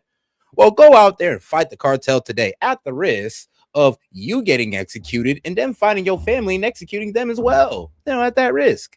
But, it is what it is. All right, but let's get into what Mike Lee was saying. He said, would you like to seize cartel assets as a privateer? My bill would allow the president to issue you a letter of marque. Okay, of marque. Time to take these pirates down. Really? So, guys, ask yourself, would you like to seize cartel assets as a privateer? Tim Burchett joins us now. Congressman, so great to have you on. So why do you think this is necessary to have a bill to allow private citizens to do That's this? funny. Well, first of all, we're basically under attack, and there's constant. Now, remember, you can go ahead and, as a private citizen, go out there. I don't know, kick in some cartel doors in Mexico. You find a golden, pistol. You find some cocaine, some money. You can keep it. I mean, I ain't gonna lie, you about to have a lot of military guys start suiting and booting for the fam at this point, bro. They about to come back with like a bag full of money, probably a little bit of cocaine, and some golden pistols. Like, shout out. I'm all for it. I ain't doing it, but somebody will. Constitutional consequences. This was done by, I believe, President Jefferson first. The Barbary Pirates. It's in the Constitution. It's provided for. It just has to get congressional approval. And I think it's a legitimate way to go after these cartels. They're not they're armed combatants, so they're not necessarily military. So there's a constitutional question, and Congress is like a nah. I see what they're doing. He said, it's not military, so you don't have to get Congress involved. Because pesky Congress just loves getting in the way of Trump's land strikes, which I'm actually pretty happy about. Because yes, if Trump did want land strikes on the cartel in any country, he would have to call on Congress for that. Now, calling for privateers to fight the cartel is a way around Congress because it's not the U.S. military. So this is a bit concerning, but I see where he's going. Like a sieve made out of chicken wire, ma'am. And there's no secrets in this bunch, and there's no loyalty to this great nation, especially our military. And as soon as, I remember back when President Trump took out some Soleimani, I believe it was, who's an evil, evil man. And the Democrats in Congress, really? Pelosi and the rest of them, they were mad that they didn't get his approval, as if he had to take out this dirt bag. And I think it just gives President Trump just another tool in his toolbox to go after him. And Mike Lee is a superstar, man. There's like, outside of Andy Biggs, I think he's probably my favorite Mormon in Congress. All right. Well, do you think that private citizens will actually do it? Yeah, absolutely, ma'am. And they would be, look, they're not going to run an ad in Soldier of Fortune magazine or down here at how are people going to sign up for this? I'm curious. I'm asking for a friend. He's Backdoor Tavern in Knoxville. They'll have privateers that will be former operators. You'll have SEALs, special operations people. It'll be top notch. There's an insurance provision in this. There's all kinds of things that. Pretty much. It's about to have a whole lot of probably some retired guys about to start pulling out the woodworks. Ex-special forces who may just need a little bit of money, or need to make a lump sum of cash, because you can make that going after the cartel. I mean, just from what you find at their houses or just find on them personally. So, yeah, they can make some big money doing that. And I can see a lot of ex-special forces guys getting into that, ex-military altogether. It don't really matter. Special forces or not. I can see them all trying to take a piece of that. It's just not some ragtag thing like you'd see on some movie somewhere. These are going to be first-rate operators. These are men and women possibly that are some of the most patriotic, well-tuned, as you could say, military folks, and I think it's a great way to do it, and it saves all the constitutional back and forth, and it keeps our military out of it. Well, really quick, 3 days ago, the president reclassified fentanyl as a weapon of mass destruction. This has huge implications for Mexico, not just Venezuela. The fentanyl comes from Mexico, and we know that the president of Mexico, Claudia Sheinbaum, has a lot of cartel ties. So what do you think this means for the hemisphere and for bilateral relations between us and Mexico? I think they better watch out. Yeah, I think there's a new sheriff in town. His name is Donald J. Trump. And honestly, well, let's be real. There's already been huge protests against the president, against this lady. One, because, well, she's been found to be connected to the cartel. And that's like the only reason why she's never been, taken out by the cartel. Because any politician that goes against a cartel in Mexico, I mean, they somehow end up getting shot and killed. But for some reason, this woman just makes it to the top, promising to run on, we're not going to be corrupt anymore, bring Mexico into a new age and all this good stuff. But how'd she get there? Oh, because she didn't go against the cartel, because she really wanted to make some change in Mexico. Then you got to get rid of the cartel or weaken the cartel. And sadly, the cartel runs Mexico to the point where they can get any politician killed whenever they want. It's kind of like the mob back in the day. And on the world stage, there's nobody better. Ma'am, I don't want him teaching my daughter's dadgum Sunday school class, but I sure as heck love him in the White House because he goes after bad people, and they understand that. That's why you don't see us insulted internationally anymore as we did the last 4 years. Under Biden, we'd write a strong letter or ask the UN for permission. We've got a real president in the White House, and he gets it. He gets the world stage. That's why America is stronger than it ever has been militarily and economically. And and the left just can't grasp that, and that's why they continue to trash him, because they want the control. Well, things are definitely heating up in the Caribbean. All right, well, we'll see where that goes. But hey, at least y'all heard it. They actually try to slip this one past people, and I'm like, you know what? This actually needs more coverage. It's kind of funny how they just did one video, and y'all talking about creating private citizens who can go out there and take on the cartel. And here's the thing: we can send these guys out without having to worry about getting approval from Congress. Yeah, I mean, all right, well, way to skirt around the rules. But all right, now let's get into EU strikes a $105 billion deal to back Ukraine. Now, if it's for helping rebuild Ukraine, all right, man, shout out. But if it's to try to help Ukraine win a hopeless war against Russia, you fools. But let's get right into it. Russia is welcoming a European decision not to use frozen Russian assets for the financial support it's giving Ukraine. Several hours ago, EU officials announced a deal to provide more than $100 billion to Kyiv over the next 2 years. Claire Sebastian reports.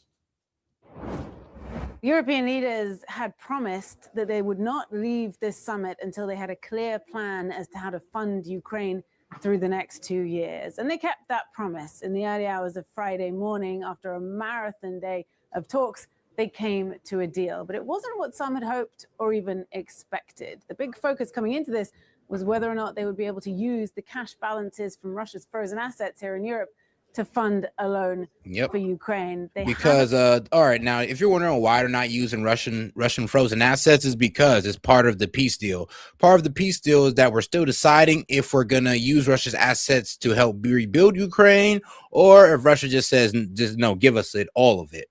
Because right now Russia holds all the cards, and I mean that's one of the reasons why they've been talking about conceding land. And the problem is that EU's I'll be real with you, reform of the peace deal. Yeah, it's going to fall dead on arrival when it comes to the Kremlin or it comes to Putin, because they hold no cards. And unless Europe is trying to put boots on the ground for Ukraine, they're not going to put Russia off of those 4 territories that Russia occupies right now. That's a problem. So trust me, when you guys were told that Russia was winning this war, it was a lie. They were losing it the entire time. And if you reading that peace deal did not disillude you with that by now, not dispel you of that lie, then I don't know what to tell you.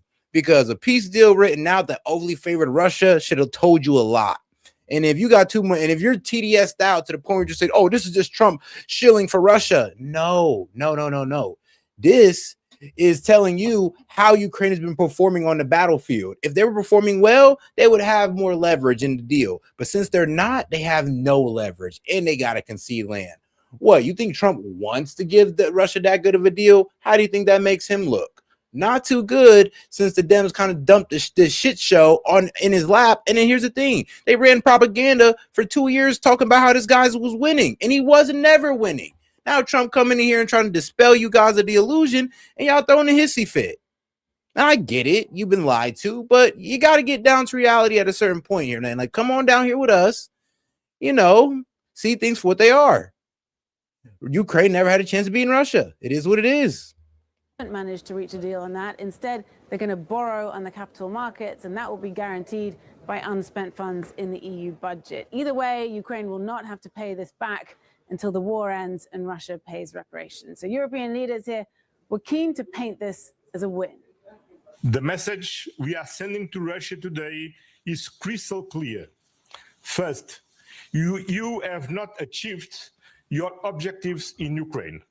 Second, Europe stands with Ukraine today, tomorrow. What objectives? Like, what do you guys want to achieve for Ukraine? Because y'all got to be realistic here. So I can know if I want to call you guys delusional or not.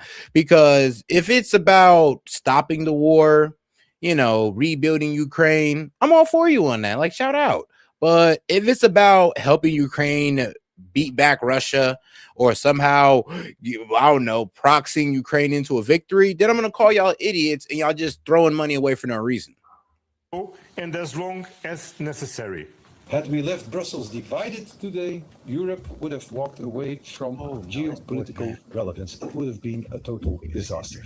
So Europe has passed this test of its strength and unity, but this whole process did amplify divisions within the bloc, and it suddenly came down to the wire for Ukraine, which by the spring would be facing a cash crunch so large that its president, who was here today, President Zelensky, warned that it might even have to cut back on its critical drone production. That crisis, for now, seems to be averted, and Ukraine goes into the next phase of peace talks with the US in a stronger position. Carla Sebastian, CNN, in Brussels. And for more on this, we're joined by Dominic Thomas, CNN European Affairs commentator. Good to see you again. So we heard there Belgium's prime minister saying they averted disaster. I mean, how close did this come to actually falling apart? Well, I mean, in many ways, you could argue that what they were left with was the sort of the remnants of what had fallen apart. You know, the goal has been to leverage this $250+ billion that has been immobilized or frozen since Russia expanded its invasion of Ukraine back in 2022. And the reality was they were that NATO invoked because we told, well, let's be real, we promised Russia verbally, not on paper. So it's like it's not really that strong of an agreement, but we promised Russia on paper, well, verbally, that we would never bring Ukraine into NATO. Honestly, we promised them that NATO wouldn't really move past Germany. I mean, now look where we are today. And apparently that Ukraine was the last straw when it came to Russia. And they told us, they said, look, if you try to bring in Ukraine, Putin told them, I will invade. Oh, my bad. But if NATO tries to bring in Ukraine, Putin told him that I will invade Ukraine. He told him this. We ignored him. Well, NATO ignored him. And what happened? Putin did a military incursion into Ukraine. It ended up turning into a 2-year war. So, yeah, it's mainly because of NATO that we're in this situation, or that Ukraine's in this situation. Because let's be honest, the people of Ukraine didn't really want to join NATO. It was Zelensky that wanted to join NATO, and it was NATO that wanted to bring in Ukraine. So all of this was fought over what? Ukraine becoming NATO when they could have just stayed neutral. We wouldn't have to worry about this whatsoever. And then let's be real. Even if Putin did invade Ukraine without this happening, at least that's one excuse we can just take off and be like, all right, look, it had nothing to do with NATO. Putin just wants Ukraine. But the fact that NATO did try to take Ukraine when Putin said no, y'all kind of gave Putin a reason. Let's be honest.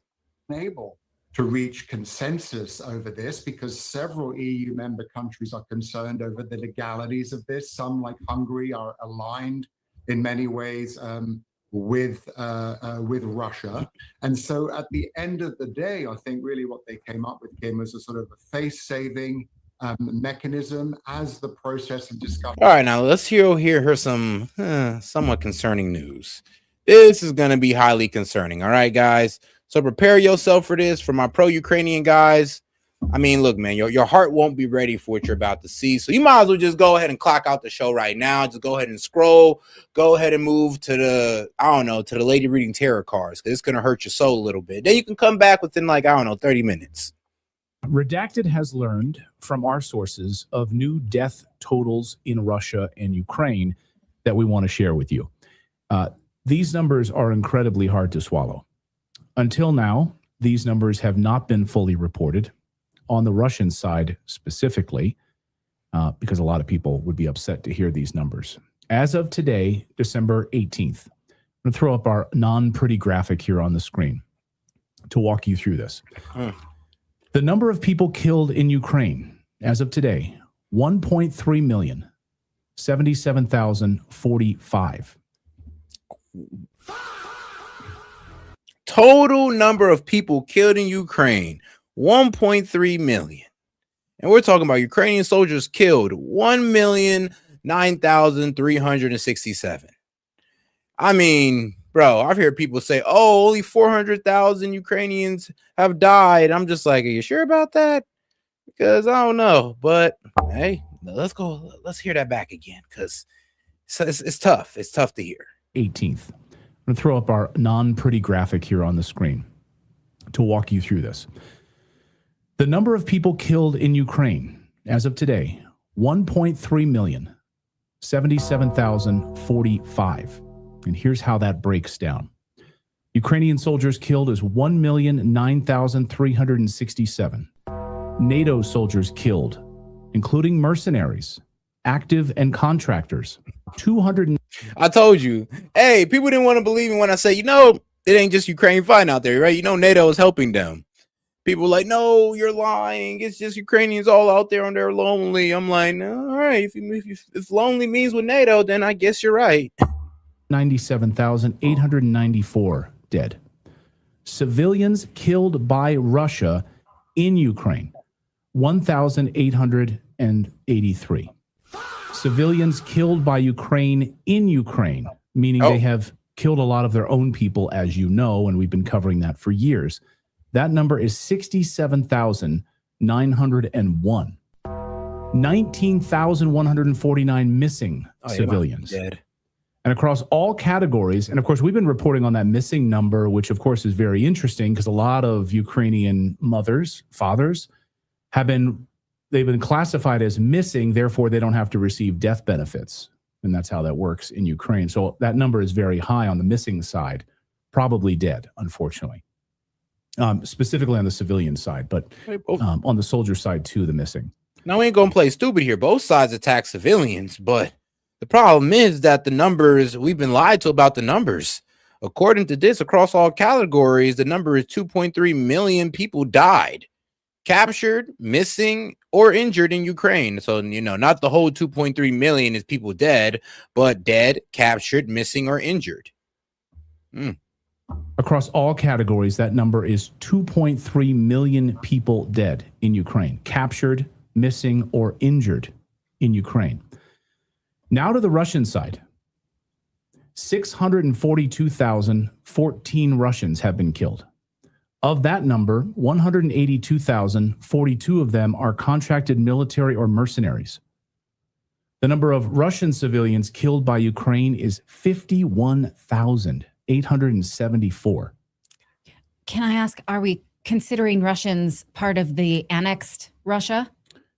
People who voted to be Russians but were formerly thought to be Ukrainians? Do we know?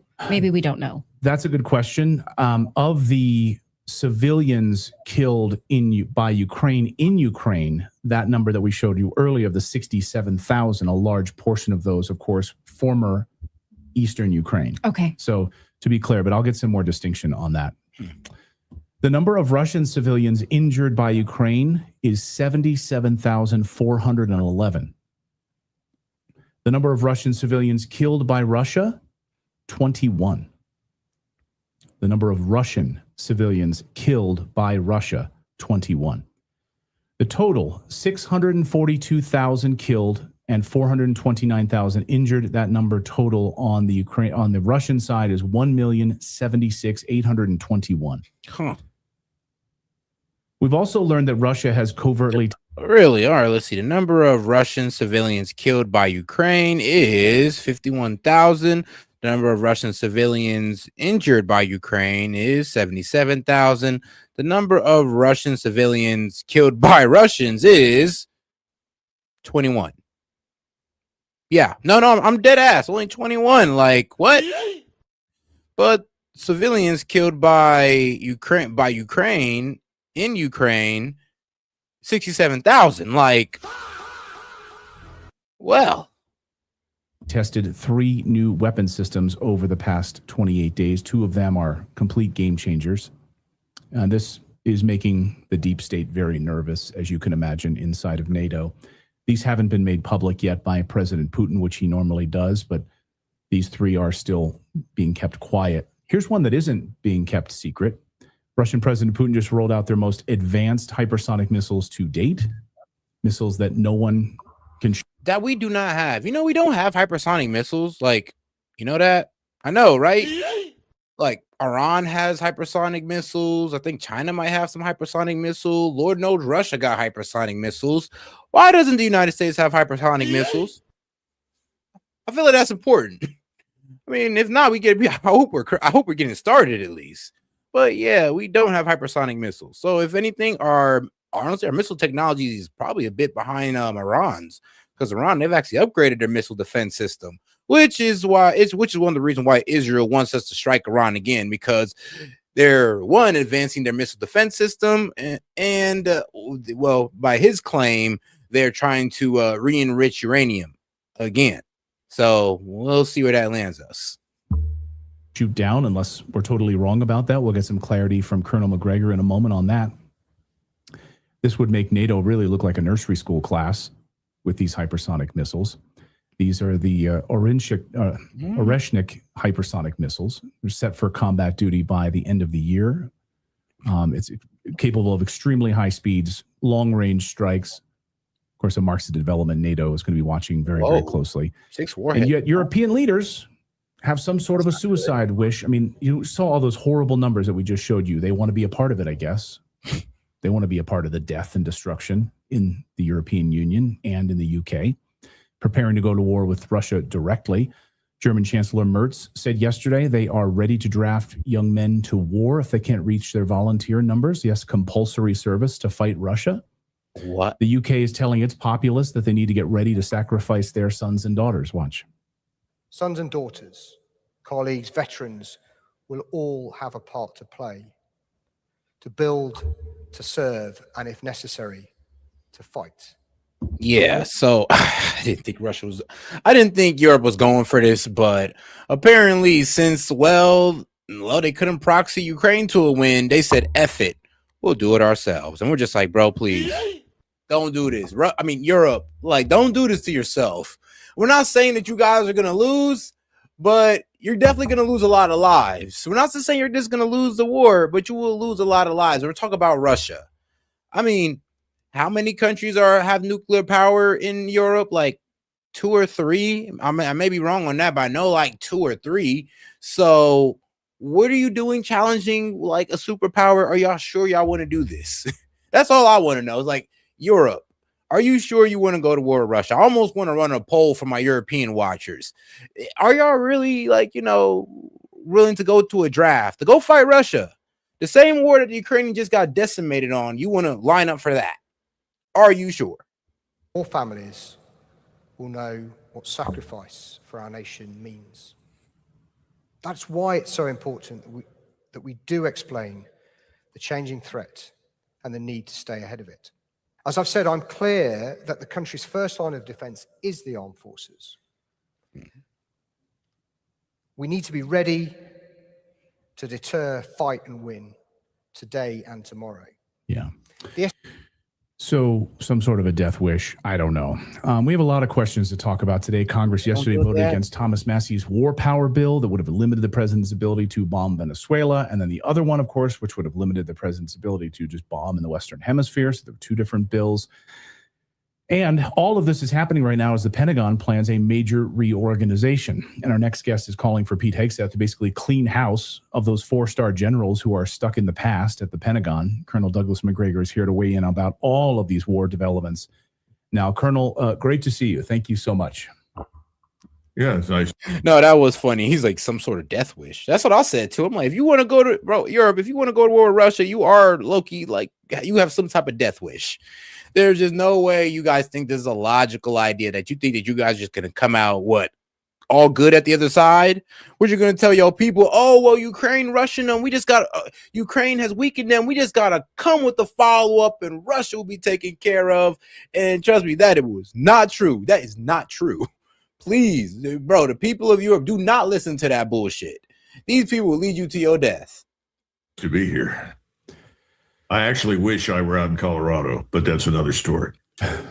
As close as you are to the craziness. I mean, think about it. If we're afraid to take on Russia, and we have like the strongest military force in the world, and we don't want to take on Russia, what the hell do you guys look like taking on Russia? It's in the Beltway.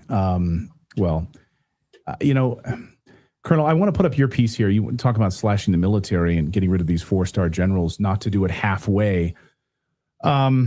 There's plans to basically move away from the era of the past and move into modernity, whatever that would actually look like. You can comment on that and really anything that's on your mind today, because all of these stories are pretty nebulous, I guess. Oh, great. You're talking about a stream of consciousness. And here's the crazy part. I mean, let's be real. Let's get into Poland.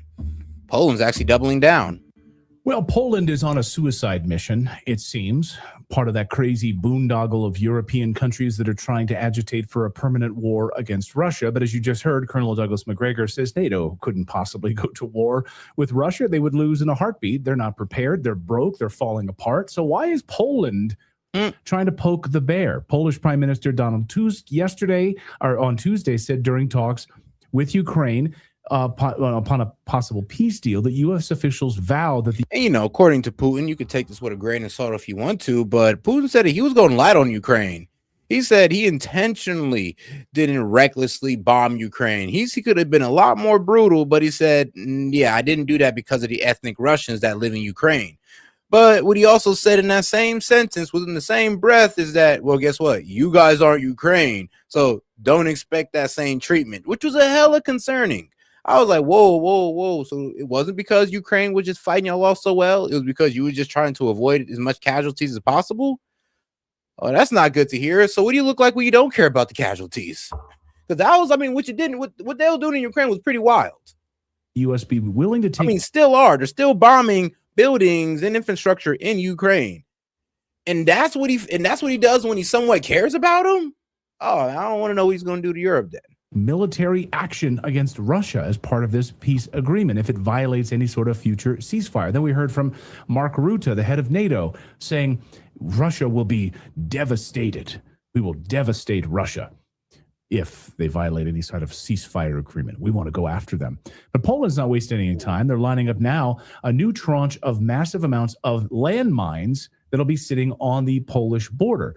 Poland is ramping up this program to lay these anti-personnel mines on their eastern border, and it plans to deploy them along the eastern border and export them also to Ukraine. Of course, this is, if I'm not mistaken, a violation of like a decades-long agreement to not use these types of things. But okay, so Poland is girding its loins for a permanent war with Russia. Dr. Mike Krupa is the host of a brand new YouTube show and podcast called the DR Global Podcast. You can find it on YouTube. One of the, as I always say, the smartest man in all of Poland. And he joined. But all right, now let's move on to something a little bit lighter, or something that eases your tension a little bit, like marijuana. Shout out to, good old Mary Jane. And that Trump made it a Schedule 3 drug. Now, what will this do? Well, let's see. That's a good one. We've been listening to President Donald Trump during this Oval Office announcement, the signing of an executive order reclassifying marijuana as a Schedule 3 drug from a Schedule 1 that would allow for more research. How is marijuana classified, and what exactly is changing here? Yeah, so we refer to it as a schedule. And these are controlled substances, and there's 5 schedules, Schedule 1 through Schedule 5. And what President Trump and others were sort of referring to is the fact that for a long time now, cannabis has been considered a Schedule 1 substance. And I don't know if we have this, we can put it up on the screen. It has very specific language there in terms of what that means. One of the headlines is that it has no accepted medical use. Okay, so that's what a Schedule 1 is. It also has high potential for abuse. And to give context, heroin is a Schedule 1 substance, LSD, ecstasy. So there are 5 schedules. Rightfully so. We're now talking about cannabis going to be and rightfully so. Heroin. Let's be real. How much marijuana you would have to smoke to kill yourself? You'd have to smoke triple your body weight, consume triple your body weight in marijuana to kill yourself. That's just, it's really tough. You're going to fall asleep before that happens. Heroin, yeah, you could easily kill yourself by taking too much heroin. LSD, yeah, you could psychologically destroy yourself with too much LSD. And ecstasy, yeah, if you take too much of them ecstasy pills, well, you'll be happy, you'll have a good time, but you'll most likely be dead in the end. Schedule 3 substance. First thing you'll notice if you look at Schedule 3 is it no longer says this language. Somewhat speaking from experience. About not having any accepted medical use. It says it does have moderate potential for physical dependence, But again, All right, so moderate to low potential for physical, psychological dependence. Like, yeah, I mean, let's be real. Like, there's guys out there that will steal and compromise themselves sexually for things like heroin, crack cocaine, and all that wild stuff. I ain't really heard too much people compromising themselves sexually for like Schedule 3 drugs like ketamine, anabolic steroids, and testosterone. I don't know if I ever heard a bodybuilder say, man, you know, I'll suck your dick for some steroids, man, you know, just one inject. I ain't never heard that in my life. And I hope I never do. context, ketamine, anabolic steroids, testosterone, those are examples of Schedule 3 substances. So this is not making cannabis a legal substance in the sense that you can just get it over the counter or gas station or something like this, but it is acknowledging for the first time in a long time that there are potential medicinal benefits to this, which I think for many in the medical community, they've sort of known this for a long time. And what does this mean for research and for access to not only marijuana, but also CBD? Yeah, so, you know, it's interesting. This idea that understandably people want research to show that something works medicinally. Obviously, everyone would want that research. But keep in mind, again, if you classify something as a Schedule 1 substance, you're already preordaining that it doesn't have any medicinal benefit. Yep. So under Schedule 1, it was really hard to get this research done. That was a large target of our 7 documentaries that we've sort of produced on this. Now, as a Schedule 3 substance, that preordained no medicinal benefit is no longer there. I think it opens up a lot of research funding. You also heard from Dr. Oz there. I mean, not just research funding, but also they can get access to financing. Yeah, these marijuana companies can now get access to financing because they're no longer dealing with a Schedule 1 drug. Now, since it's a Schedule 3, they have access to banking. The fact that at the Innovation Center for CMS, Center for Medicaid Services, they're going to start doing trials and targeting people over the age of 65 as well, providing cannabis, providing CBD specifically for different conditions, including chronic pain and sleep and things like that. So not only will it be easier to collect data, it sounds like from this announcement today, they're going to start doing that at the federal level. Again, you know, we've seen this for some time. I used to profiled a little girl named Charlotte Figge in one of our documentaries. She had intractable seizures. She had tried everything. She was having hundreds of seizures a week, went on CBD and was able to diminish those seizures significantly.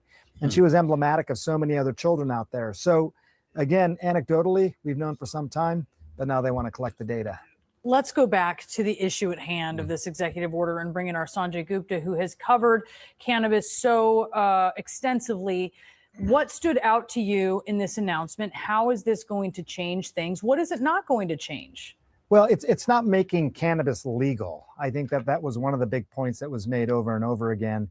It is still a controlled substance. And the discussion was really around medicinal use of cannabis, not recreational use. So, you know, keep in mind again, there are these. Yeah, when you bring it down to Schedule 3, we're like one step closer to recreational use.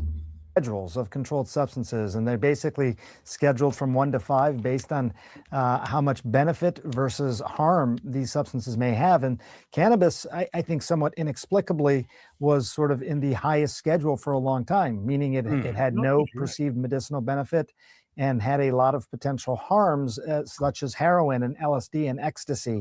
And I think, you know, a lot of people, many of the doctors in the Oval Office there, many of whom I've interviewed over the years for these documentaries, they have been making this point that it's very hard to collect the data showing the medicinal benefit if you've already classified it as a Schedule 1. So classifying it as a Schedule 3 sort of changes the optics of it, if you will. And I think the other big thing that stood out to me was this idea that at a federal level, at the Innovation Center at CMS, Dr. Oz talked about this, they're going to start doing these trials, and they're specifically going to do it in people over the age of 65. They're going to look at conditions like pain and sleep, and they're going to collect data. So, you know, people over the age of 65, I think they said they will have the ability in these trials to have up to $500 worth of CBD provided to them to be part of these trials to see how well this works and compare it to other things that are already out there. So, you know, it's a significant step on the accelerator with regard to cannabis. I think a lot of people have been waiting a long time. All right, so they're pretty much just going to further explore the miracles that CBD can have on, well, the human body, bones, mental state, all together, which I've heard great things. I've heard great things altogether, but we'll see what the we'll trust the science on this one. No Dr. Fauci. But all right, now let's go ahead and get right into the 5. Yep, let's go ahead and take it on to the right side of media. Minnesota Governor Tim Walz has a lot to answer for because the fraud scandal rocking his state is getting worse by the day. A top prosecutor is suggesting that the total amount of fraud in Minnesota could be $9 billion or more. 6 new indictments and 1 guilty plea were announced yesterday as federal agents executed a search warrant on Ultimate Home Health Services, a Somali-owned home care agency. Here's the U.S. Attorney for Minnesota on those charges. Watch. The magnitude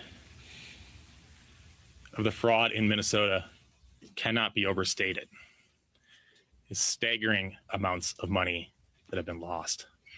But it's not just about the money that's been stolen and wasted. Man, I mean, shoot, you also want to talk about the money that they send out willingly.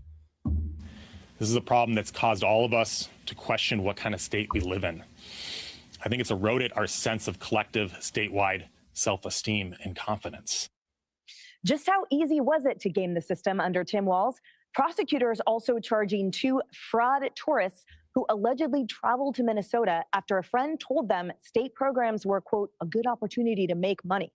Governor Tim Walz claims he's taking accountability, but then deflects to trash Trump. It's very clear. Oh, y'all know y'all sweet when other people out of state are talking about you. It's like, what was it? No, let me get you into the scamming world a little bit. Now, like, what was it? It's like these card crackers and all that good stuff. They would tell each other, there was like a network, right? And it was exposed a while ago, but it was like a network of these card crackers and people who would run fraudulent checks on bank accounts. They would literally be told, all right, well, which state, which city you'd be able to get away with doing this illegal action at. And if your city or state is known for getting illegal action done often that you can't really get away with in another state, you will have a plethora, like, I'm be real with you, a proliferation of criminals, a huge accumulation of criminals running to your state, to your city to do this crime. Is what they do.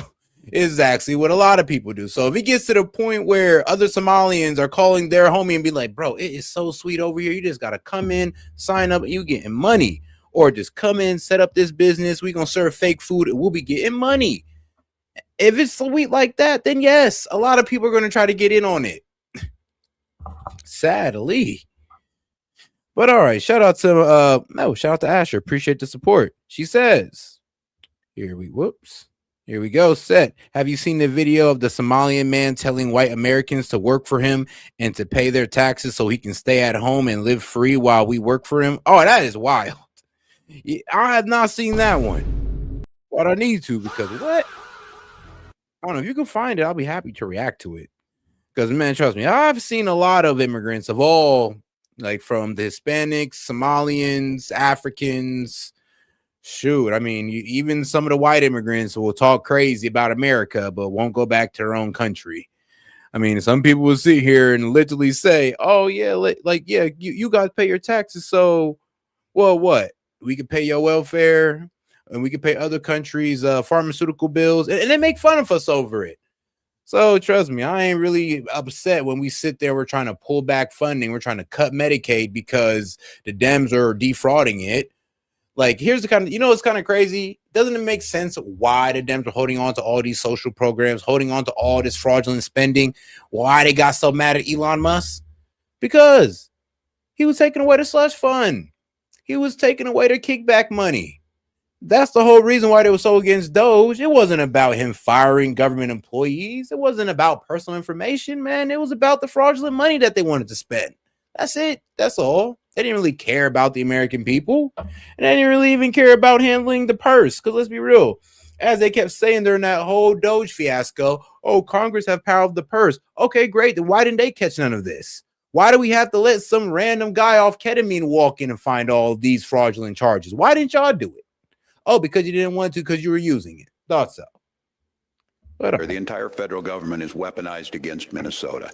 And the issues of things that should be states' rights, states to control, they're threatening us with this. And this is what happens when you have a floundering presidency, and it is about those ballrooms. You didn't hear it the other night in a presidential address. This is on my watch. I am accountable for this. And more importantly, I am the one that will fix it. They're not interested in that, so they throw about these numbers. Jesse, floundering. The only floundering happening is that state's budget and that governor. What is he talking about? Wait, so it happened under his watch, and so he's going to fix it? Usually that's not how it works. So the fraud started in 2018. He started as governor in 2018, and $9 billion is gone. It's just gone. Just gone. Off into and so the his wind. budget's $66 billion, and $9 billion went poof, and he didn't notice. That's like more than 10% of your budget, and he had no idea. And this is who Kamala chose to be the second in line for the presidency. She's an idiot. He's an idiot. And the fact that he's blaming Trump tells you everything you need to know about the Democratic Party. It's never their fault when people steal our money. It's your fault for finding out. And not only did they steal it and like use it to live like a quiet lifestyle, they bought bling. They bought Porsches.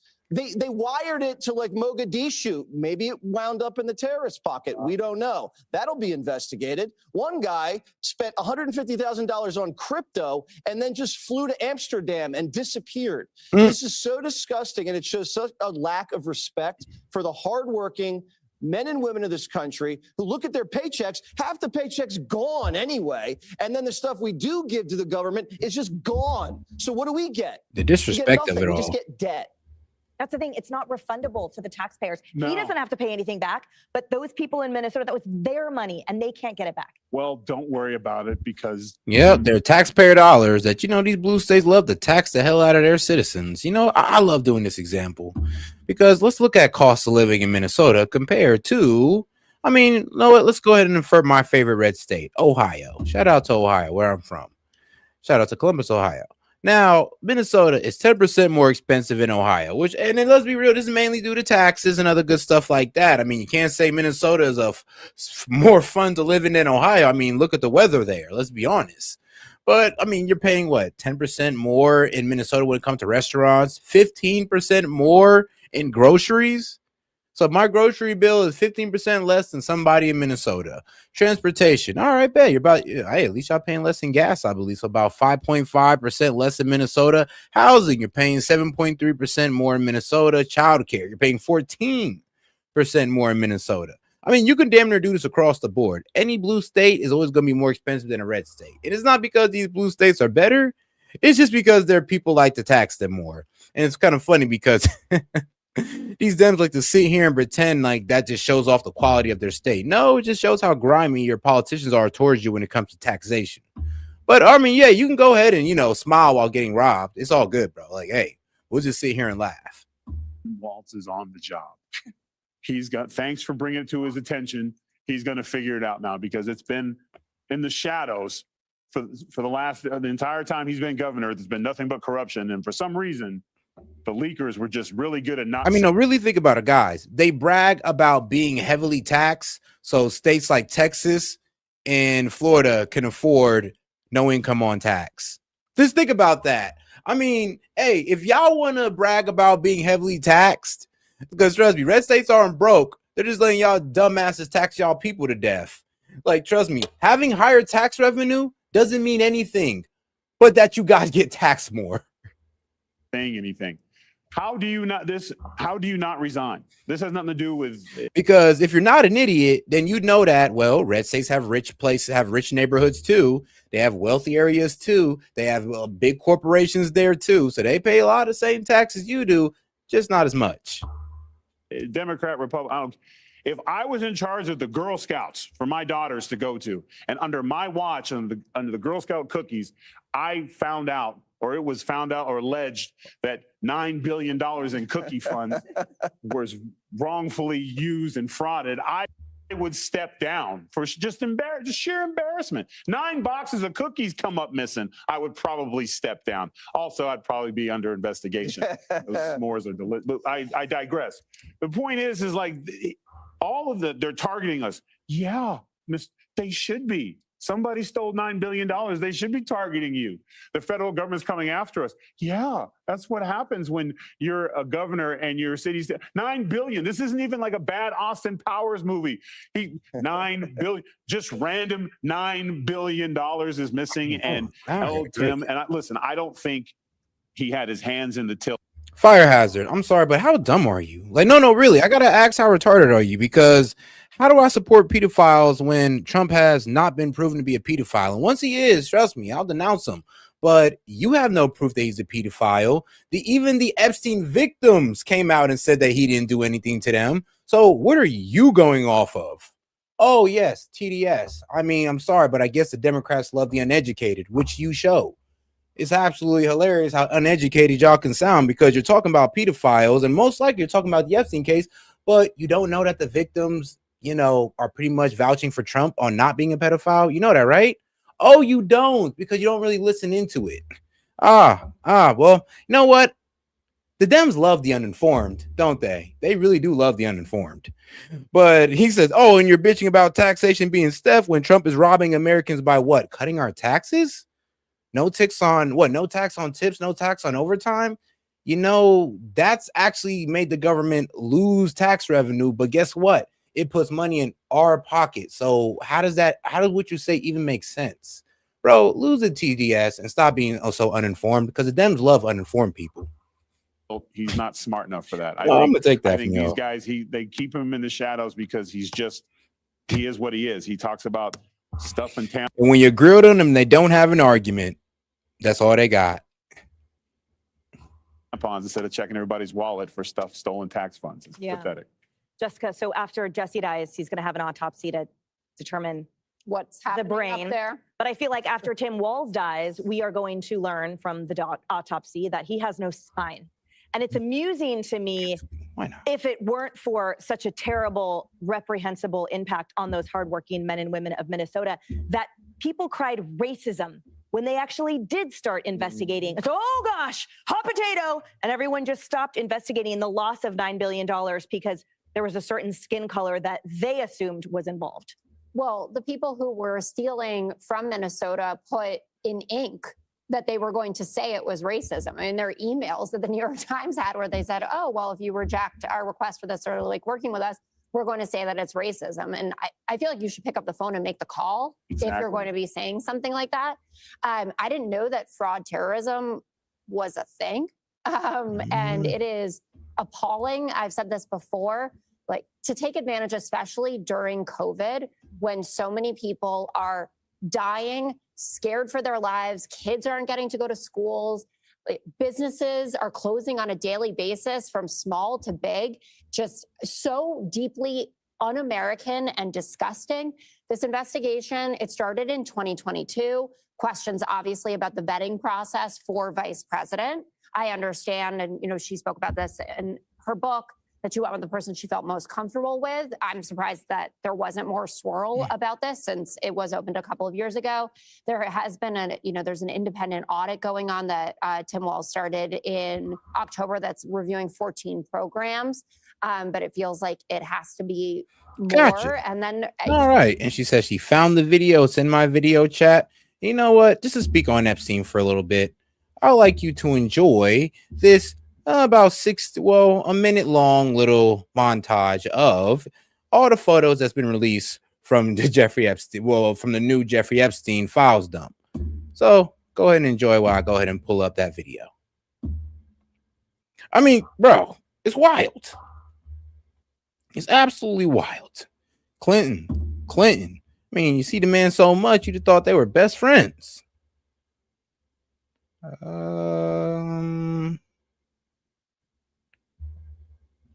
Now there's about like 1, 2, 3, 4 of them here. All right, F it. I'll play each one. Whoops.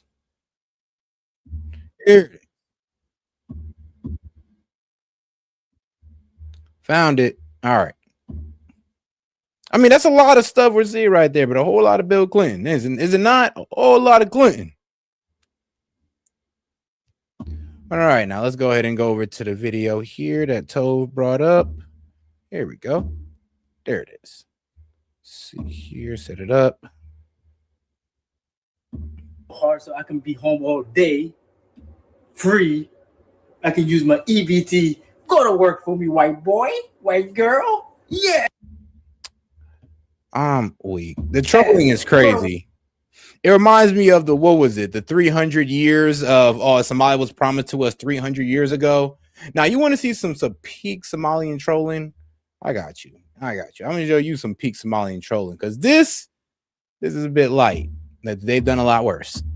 We have to look at all states. I have no idea if this is going on all over the place. People need that money. Absolutely is. Washington State, everywhere else where there's huge pockets of this. What do you think, Joey? Yeah, it's funny. Tim brought up the ballroom. That's something he doesn't have to worry about. I mean, it's kind of funny. That's what all immigrants say to us, though. That's why a lot of people are starting not to really like the immigrant community or the foreigner community or really any community that's an immigrant. Why?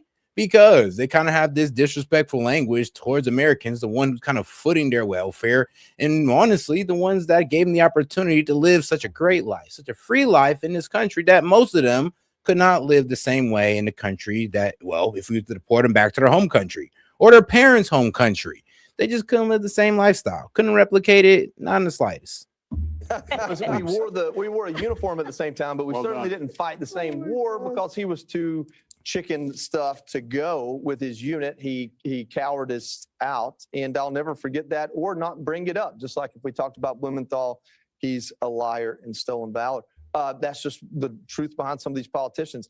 When it comes to this specific issue, listen, I mean, you don't have to ask the 75th rank. Now, check this out. This is wild.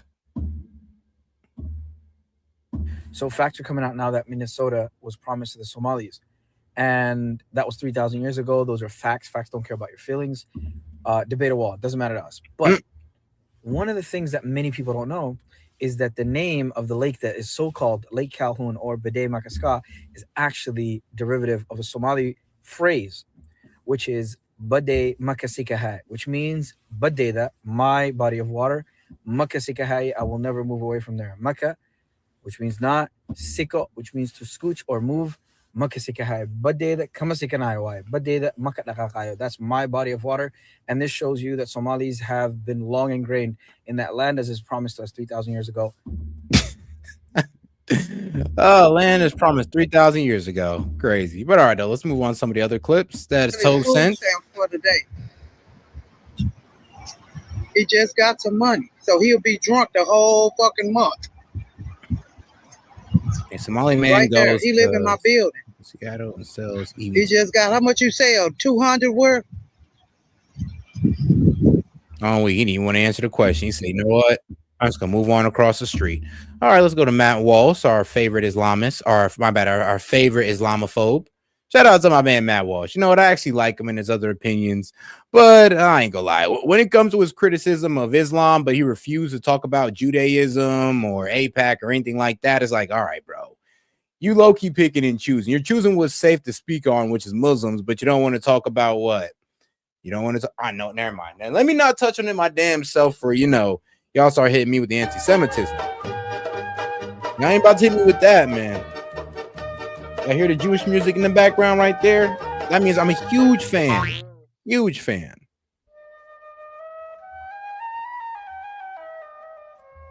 But all right, though, let's get right into it. Here's another apparent scam that Somalis are running. Another crazy statistics just in Minnesota, not anywhere in the world. I can just imagine the statistic in the world. Just within the metro area of Minnesota, there's about 30,000 single Somali mothers, single mothers, which is a ridiculous number. A lot of you, man, will think this is a true.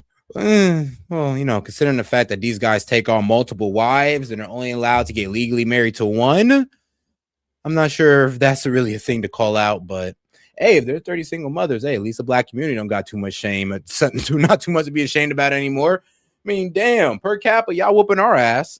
statistic, but it's not a real statistic because the single mothers that's registered in government, they're not actually a single mother. This is spousal support money. This is a hustle to get benefits. You understand? This kind of thing is happening all the time. Thousands of Somalis are claiming to be single mothers so that they can fraudulently obtain government benefits. And Democrats understand that importing all these. I mean, yeah, that's also smart too. It's like, yeah, just claim to be single mother. Be a single mother, you'll get more on food stamps and any type of social service.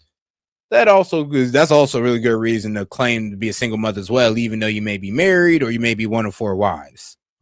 This foreign scam artist is destroying the United States, but they're fine with it because all the foreign nationals living in this country, even the illegal ones, count for redistricting, meaning they give Democrats more seats in Congress. Oh, crap. But let me make sure. Here's another apparent scam that Somalis are running. Another crazy statistics just in Minnesota, not anywhere in the world. I can just imagine this statistic in the world. Just within the metro area of Minnesota, there's about 30,000 single Somali mothers, single mothers, which is a ridiculous number. A lot of you man will think this is a true statistic, but it's not a real statistic because the single mothers that's registered in all right, before we go through that one again, let's go ahead and let's see. Somali immigrant, let us know what it is. All right, I guess the last one I believe Tobe sent. You guys see this video from a Somali immigrant? He's telling us what's what. meel kasta wax soo galayaan baa loogu daatay dhalinyarada loo yaqaan mega ee loo soo gaabiyay Make America Great Again ee Tim Trump ahaa ay kala bahdilay dagaalku ha socdo saas ha lagu wado Minnesota anaga iska leh Mareykan anaga iska leh. Well, there you have it. They've taken Minnesota and they're going to take out the rest of America too. Taking Minnesota? Come on, bro. That's crazy. Taking Minnesota, bro, you tripping. They've taken Minnesota.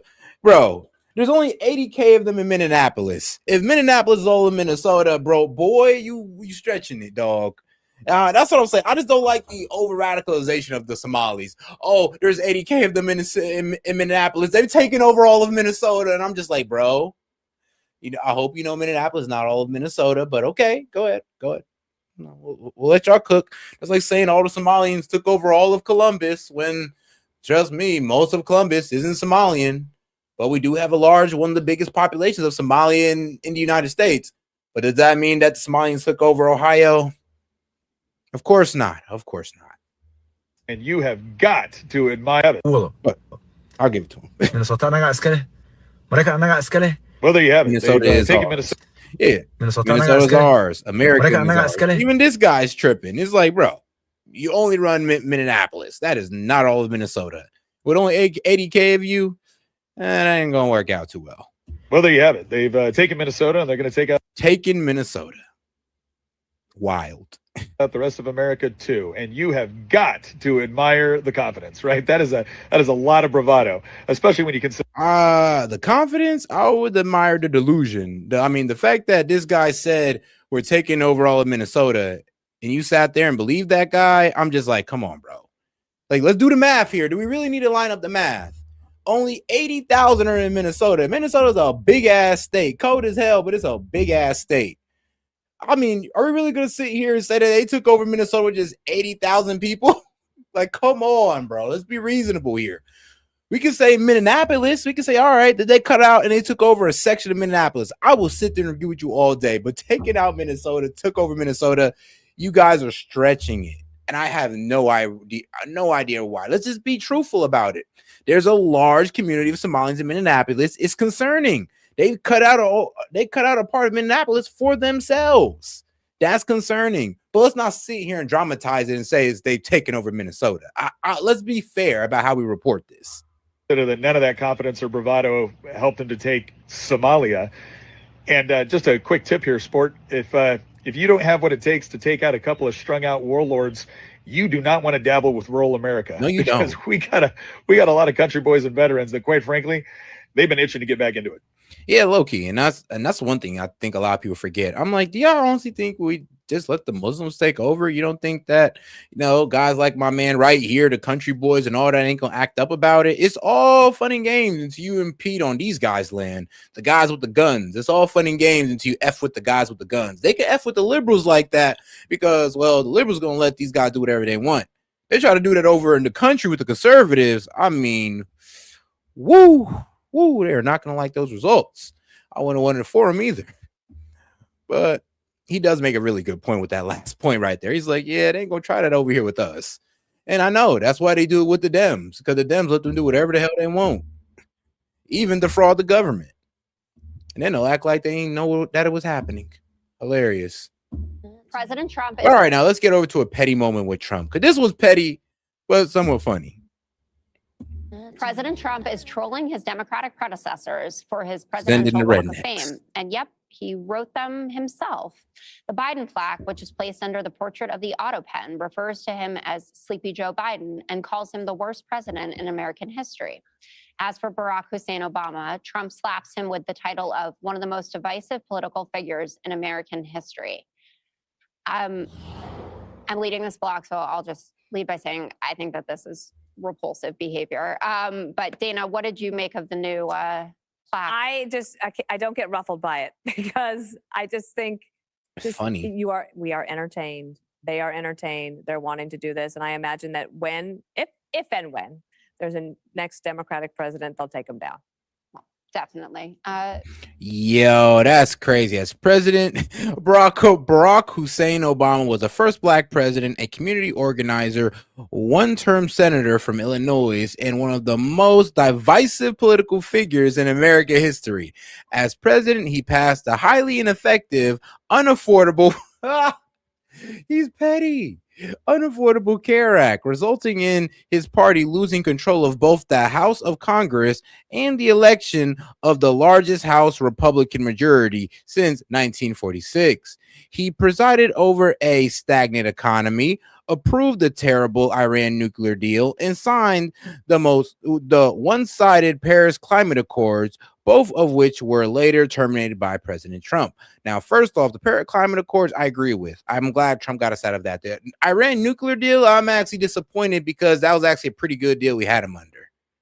Brian, are you pro troll plaque? But no. It is what it is. I mean, bro, I don't care whatever you got to say. The Iranian nuclear deal is the best deal we had with them, and it kept us out of a conflict with Iran. I'm not for this at all. I don't think so. They got to take or just mock President Trump or put something on his plaque. So I'm not for the auto pen. If he's going to do it outdoors and do that, just do it right. Just put the profiles up there. I'm not for dispelling or saying anything bad. Plus, a lot of presidents that people think were bad, like Ulysses S. Grant, ended up being looked at as great. I don't think it's going to happen with Joe Biden, but I'm not for the trolling. Jesse, would you like to continue the maturity streak or ruin it? I don't like the tone of that question.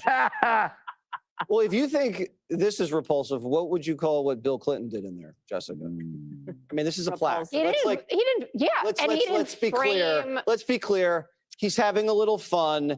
It's his own house. He can decorate it. It's our house. Come on, it's just a word, Jessica. It's his own house. He lives there. He showers there. He eats there. It's his house for now. For the next 3 years, maybe more. And so he could decorate it however he wants. Am I that upset about it? No. I'm upset about all of this fentanyl pouring into the country and you guys siding with these people. Words and deeds, right, Greg? Yeah, I mean, I think it's petty. I think it's wrong. I'm embarrassed. I'm kidding. This is free money on the table. How hard was it to do these plaques, and how big is the payoff? It's the same with the speech last night. He does things that don't cost a dime, and they're entertaining to us. This is why we don't deserve him. Like, he didn't have to do him like that, though. And then, bro, for Biden's portrait, he put the auto pen. I was like, bro, why?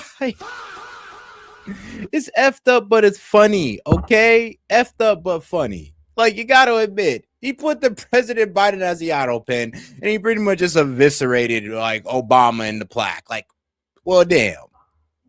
Talk about a grudge. See, we don't deserve this. Do you remember how... And I know why Trump did this. And yes, it was for extremely petty reasons. Because Barack Obama told him, hey, Trump, you want to know one thing you'll never be? A two-term president. And at that time, he was right. Trump was not no two-term president. But look at him now. Look at him now. Yeah, I know. Sucks. But I mean, well, for Obama. Boring cable television was before the 5. Do you remember that? No, you don't. You just assume it's always been this charming. No, we came in and we changed things. We did things that said, like, they can't do that. They have animals are great. They have all these weird little things going on in a news show. That makes no sense. That's what he's doing. He's saying, like, what do I do this? What if I do that? And then he does it, and it's wonderful. I say, let's do more of it. More plaques. More plaques. More plaques. It can Yes. go Plaques. in the presidential library. Yep, more offensive plaques. Complete comedy. But all right, now let's get over to these guys again. Of course, they're going to harp on the Epstein list as they should, or Epstein files as they should. I mean, one of the few things I appreciate the Dems for doing.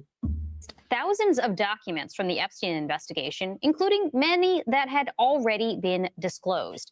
The documents are heavily redacted, like this portion titled Grand Jury NY. It's 119 pages that are entirely blacked out.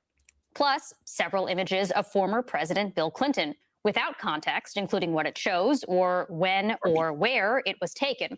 President Donald Trump only appeared a few times in this batch. Representative Robert Garcia, the ranking member on the House Oversight Committee, said that the files released account for just 10% of the materials in the DOJ's possession. And just as a reminder, Congress passed a bill that this president signed into law requiring that the department release all unclassified records within 30 days. There is 1 hour left before that deadline hits. And Deputy Attorney General Todd Blanche told members of Congress in a letter obtained by MS Now that an ongoing review of some material would be completed over the next 2 weeks. Representatives Ro Khanna and Thomas Massie, the authors of that bill, were not happy. Take a listen. The Justice Department's document dump this afternoon does not comply with Thomas Massie and my Epstein Transparency Act. It is an incomplete release with too many redactions. Thomas Massie and I are exploring all options. It can be the impeachment of people at justice, inherent contempt, or referring for prosecution. Which is fair. I mean, like I said, I feel like Pam Bondi should resign, be impeached. Trump should fire her. Something got to give. Something got to give for this, because this unacceptable. Somebody got to go. Obstructing justice. Republican Congressman Massie posted on social media that Attorney General Pam Bondi and her deputy, quote, grossly failed to comply with both the spirit and the letter of the law, unquote. With that, let's bring in our leadoff panel, MS Now legal analyst, Christy Greenberg. She is a former federal prosecutor and former SDNY Criminal Division Deputy Chief, MS Now congressional reporter Michael Schnell, and Carol Lennick, MS Now senior investigative correspondent. Christy, I want to start with you. Todd Blanche posted on social media, quote, additional responsive materials will be produced as our review continues, consistent with the law and with protections for victims, unquote. It's clearly a lot of materials. There are privacy concerns, but they have had 30 days to sift through all of this. So how are they not breaking the law right now? Well, I would argue they've had more than 30 days. Going back to March, AG Pam Bondi said that the department was deploying resources to review the Epstein files to make the proper redactions to protect victim privacy. I mean, yeah, let's be real. For a while now, Pam Bondi said, oh, it's right on my desk. I'm going to get right to it. And then all of a sudden she comes out with some BS. And I'm just like, all right.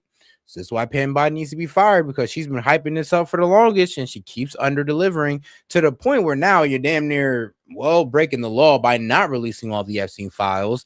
And let's be real, y'all had a while, and according to Pam Bondi, they were sitting on thousands of hours of child pornography that they got from Jeffrey Epstein. And then, of course, she says she has it on her desk just to turn around and say he killed himself and he trafficked women to himself. This is the lie that they try to feed us. And due to Epstein Transparency Act, you know what that proved? That, well, to be honest with you, Pam Bondi was kind of BSing, because guess what? There's a whole lot more than this Epstein tobacco than just Epstein trafficking women to himself, because he was definitely trafficking women to other people. And now and possibly an intelligence asset. we're getting information not just from Todd Blanche, but from a filing from the SDNY U.S. Attorney Jay Clayton, saying that essentially there are documents that are still being obtained by the department as of this week There are victims still being identified to the department as of this week. They are still in the process of reviewing documents, and I am frankly confused because we were told in July in a memo from this department that there had been a comprehensive review of the Epstein files that was done, and they reviewed all this information and determined they were closing it. And there seems to be real question as to whether that was accurate, because again, why are you working so hard to compile all of these materials? They should have already been compiled and already been reviewed to make these redactions, to have complete victim lists, to have a protocol in place. So I don't understand why this is so impossible. It would be difficult. It would be a very challenging task if really you only had 30 days. But I assume Congress was taking DOJ at its word that they had already reviewed and compiled these materials.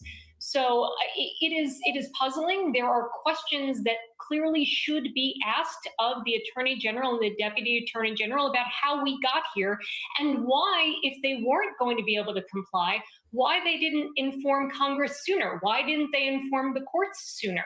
This clearly didn't sneak up on them. They were aware that this was a large volume that they were still getting through. Why didn't they say I something? mean, obviously they thought you was going to hear the BS excuses. I mean, just like we're hearing it now, we're apparently going to wait for these guys to slow roll it out. I mean, I guess we have no choice but to wait unless, you know, these guys can take unless there's actual legal action that can be taken against them to force it out. But it sounds like they're spending that 30 days scrubbing the Epstein files, to be quite honest. All right, now, let's go ahead and get right into it. And their extensive redactions to portions of the Epstein files released today, which themselves are part. Yep, and trust me, MSN Now is going off on this, and because you know they're come on. I mean, CNN is next, but yes, corruption of justice. DOJ released Epstein files with heavy redactions, and like I said, multiple page redactions. I mean, even with the photos, they're redacting faces on it, as they should. Like I said, I'm okay with that. The problem is redacting whole pages of the Epstein list. And then, I mean, here's the thing, guys. It's like, if this is about transparency, you can't be redacting whole pages. And like I said, unless you put the victim's names like 3,000 times on one page, there should be no reason a whole page is redacted. Unless it just was a complete readout of, I don't know, the victim's name, location, photos got from there with the metadata. I don't know. Unless it's something like that, to where it would be a complete violation of somebody's privacy. And their choice of which material to release, the DOJ appears to be doing what it has been doing all year, protecting Donald Trump while going after his political enemies and also trampling the law. Eric Holder served as Attorney General of the United States under President Obama, and he joins me now. Mr. Holder, you had that position at the Department of Justice, of course, as Attorney General, and I never had a project quite like this, I would imagine. And granting that there are genuine, difficult logistical issues with managing this number of files, your reaction to what we've seen tonight in terms of whether it complies with the law and whether it's above board and can be trusted? Well, it clearly does not comply with the law. The law is very clear. The material that is in the possession of the United States Department of Justice, all of the material is supposed to be disclosed. And it's not as if they were starting from ground zero. There was a review of this material in the middle part of the year. So there was a familiarity with the materials. There are redactions that perhaps had to be made. As I understand it, we've seen wholesale redactions that are not necessarily consistent, again, with what the law said. There's a lack of investigative material, 302s, investigation reports from the FBI. But I don't think we should be surprised by this. After all, this is a Justice Department and an administration that ignores the law, when it wants to. It's supposed to sell TikTok, ignore that law. You're going to rename the Kennedy Center, ignore that law. The guy who used to be a leader at the Justice Department, now a judge, told lawyers in the Justice Department, you might have to go into court, and if a judge orders you to do something, you just tell them, F you. So they're acting in a way that is consistent with the way in which they have conducted themselves throughout the course of this year. And they're violating a very clear law that the Congress passed. It's also the case, and I'd love for you to shed a little light on this, because I don't want to overly romanticize the before times in the Department of Justice. But one thing I think is quite clear, and I got across administrations, is there really was post-Watergate a kind of firewall. The attorney general saw themselves as a somewhat independent figure. It's even true of Jeff Sessions under Donald Trump in the first Trump administration. And not just as the president's lawyer and not just, calling up the boss, what do you want us to do here? And in those cases, it would also allow the president to talk about the Department of Justice arm's length and say, well, don't ask me about what they're doing and releasing or not releasing. I had nothing to do with it. All of that's completely broken down here, right? I mean, as you think about how you would have handled this as attorney general under President Obama and how it's being handled now, it's got to feel like a night and day, right? Oh, it's total night and day. But I don't think it's only the Obama administration. I have to think that other administrations led by Democratic or Republican attorneys general, Democratic or Republican presidents would have handled this in a fundamentally different way post-Watergate. If this material had been before me, it'd been before the Justice Department, I would have been making the determinations I would have made. All right, now let's listen to my man Ryan Maddow on the situation, because, hey, you gotta hear my man Ryan Maddow on a couple things. Now, you know what? I actually like this guy. Now, even though he hates Trump, I respect this man's journalism and what he exposed about CPS. So I'm always going to have respect for him on that note, especially when how he was exposing the trafficking of kids that are government sponsors. So, my guy. So the image you're looking at here on your screen right now is an article that just broke about how they were deleting the Epstein files. Our government, your DOJ, right, the same ones that are redacting and covering up the Epstein files, were specifically going in and deleting files because we know that image number 68 is missing, because that image had yours truly, Donald Trump, on it. This was a photo frame that was sitting on the nightstand next to one of Jeffrey Epstein's beds, okay? And this photo had President Trump surrounded by a bunch of beautiful women, which looked like underage minor girls. Come on, bro. So President Trump is... That is a stretch. I don't know about that one, buddy. They look like underage minor girl. Oh, okay, look, I can't see from this far away, but I'm not sure about that. Let me see, man. Let me see if I can hit it with that. All right. Yeah, I don't know about that, buddy. I don't know. A lot of those girls are looking a little too what's the word? Busty. Yeah, a little bit too filled out to be little girls. But I mean, you're free to your opinion. Beautiful women, which look like underage minor girls. So President Trump is hanging out with Epstein and some of the victims, and your DOJ, the same DOJ that is now breaking the law, and Pam Bondi is going to be forced to resign, held in contempt of Congress. She's a criminal now. Yep. Just like the pedophiles on Epstein's list. And your government has been deleting the images because they have President Trump in them. Strange how that happens, isn't it? Allegedly, reportedly, supposedly. Now, like I said, we all seen the photo he just shown, and that is not damning evidence. I'm sorry. It's not. Especially since they didn't, unredact those women. So obviously they weren't victims of anything that could be proven. But let's get into the next one. So let me show you a little bit about what Pam Bondi, the pedophile protector, is trying to keep hidden from you. So here's Bill Clinton in a hot tub with most likely an underage child. And then right here behind here, you see more women feet. So it's like some type of nude orgy at one of Epstein palaces. And it says, former President Bill Clinton in a hot tub in one of Epstein files released by the Justice Department on Friday, December 19th of 2025. Why do you think it is that Pam Bondi is trying so desperately to keep this dirtbag out of prison? I mean, how else do you explain it? Another 3 images show Clinton with Epstein. In 2 of the photos, both men were seen wearing culture grab. In another, Clinton is seen at an event with rock star Mick Jagger. There's a person standing between them whose face is redacted. Epstein does not appear in that image. CBS News has reached out to the Clintons for comment.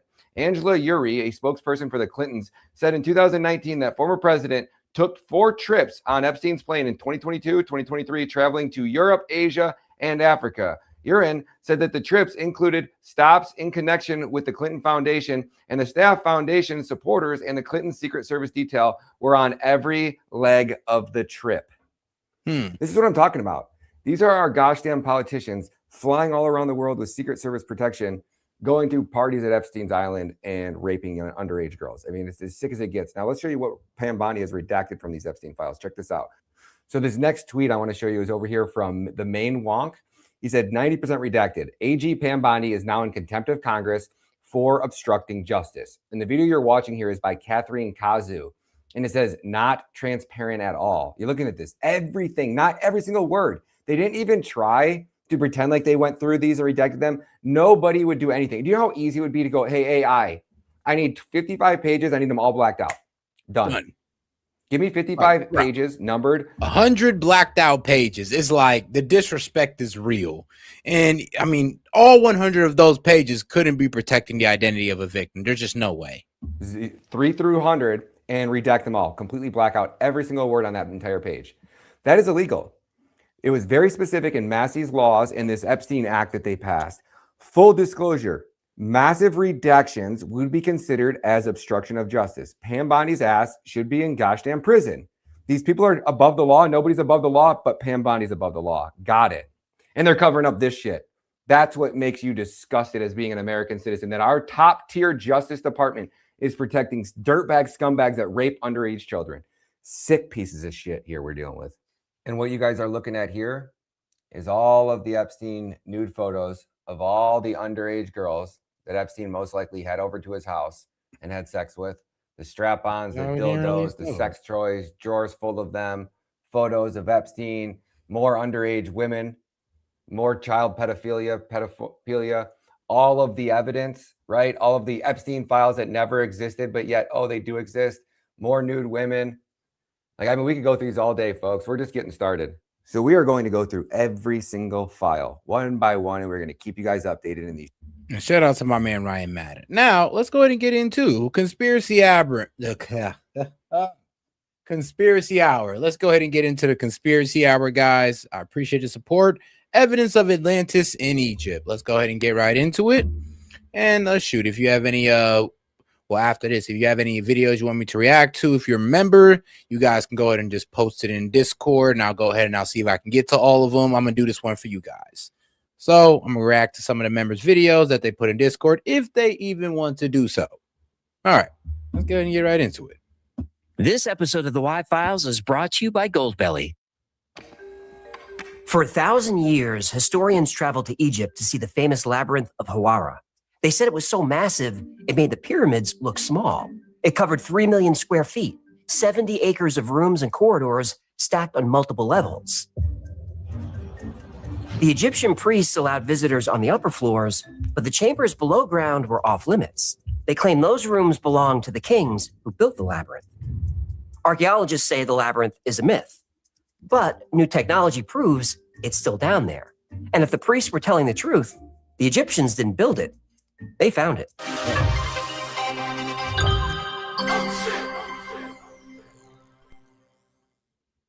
How do you like yours, Clark? Oh, medium rare, a little pink inside. Oh, you're fine. Ewing, I don't have to fly to New York. Hawara sits at the edge of the Fayum Oasis, about 50 miles south of Cairo. Today, it looks like a pile of rubble in the shadow of the crumbling Black Pyramid. But 4,000 years ago, this place was alive. And right in the middle of it was a building that made the pyramids look like toys, the labyrinth. Historians wrote about it for 600 years. Different eras, different languages, different cultures, but they all described the same thing. Herodotus was there around 450 BC. The priests who ran the complex acted as his guides. They walked him through the upper structure. He saw thousands of rooms connected by winding passages. He described it as intricate and confusing, a massive structure designed to overwhelm the senses. Yeah, so it was an IKEA. No, it was a sacred administrative and religious center, not a furniture store. I don't know, thousands of rooms, no way out, people wandering around crying. Throw in some Swedish meatballs and that's IKEA. Herodotus said the construction was beyond human ability. I saw it myself, and I found it greater than words can say. For if one should put together all the buildings and great works produced by the Greeks, they would prove to be inferior to this labyrinth. The labyrinth surpasses even the pyramids. The upper floor alone was massive, and around the maze of rooms were 12 enormous chambers called courts. Each represented one of Egypt's regional governments. And the upper structure was only a small part of the complex. The priest told Herodotus about the underground chambers, but refused to show him. Only priests went below. They said the lower levels held the burial vaults of sacred crocodiles. mummified, wrapped in linen, with bronze teeth and eyes made of jewels. Yeah, great. Now the lizard people got bling. There are two kinds of chambers, one below the ground and the other above. 3,000 in number, but the chambers underground we heard about only, for the Egyptians were not willing to show them, saying that here were the kings who first built this labyrinth, and of the sacred crocodiles. Thousands of rooms above and below. That distinction matters. Amenemhat III is linked to the labyrinth around 1800 BC, but the priests implied the original builders came earlier, much earlier. 4 centuries after Herodotus, Roman geographer Strabo wrote that the labyrinth was still there and was still in use. Strabo was just as stunned as Herodotus, but one feature stood out. No stranger can find his way in or out without a guide. But the most marvelous thing is that the roof is made of a single stone, with no wood or other material involved. Strabo saw a roof made of massive stone slabs. No wood, no beams, just millions of tons of rock floating over their heads. Over 100 years later, the labyrinth was still there. Historian Diodorus Siculus wrote about it. So did Pliny the Elder. Everyone knows the legend of the Minotaur, Theseus, and the labyrinth. It's the most famous maze in history. Pliny the Elder said the famous Greek labyrinth was just a cheap copy. There is no doubt that Daedalus adopted it as the model for the labyrinth built by him in Crete, but that he reproduced only 100th part of it. Herodotus, Strabo, Pliny, Diodorus Siculus, all kinds of historians describe the same thing. Multiple levels, thousands of rooms, an impossible maze, architecture and construction far beyond anything humans are capable of. And there's another detail every historian agrees on. Nobody is allowed to enter the lower chambers. And for 2,000 years, nobody did. Eventually, the labyrinth was looted and quarried for stone. Archaeologists said there's nothing left of the Hawara labyrinth but rubble and sand, if it existed at all. Boy, were they wrong.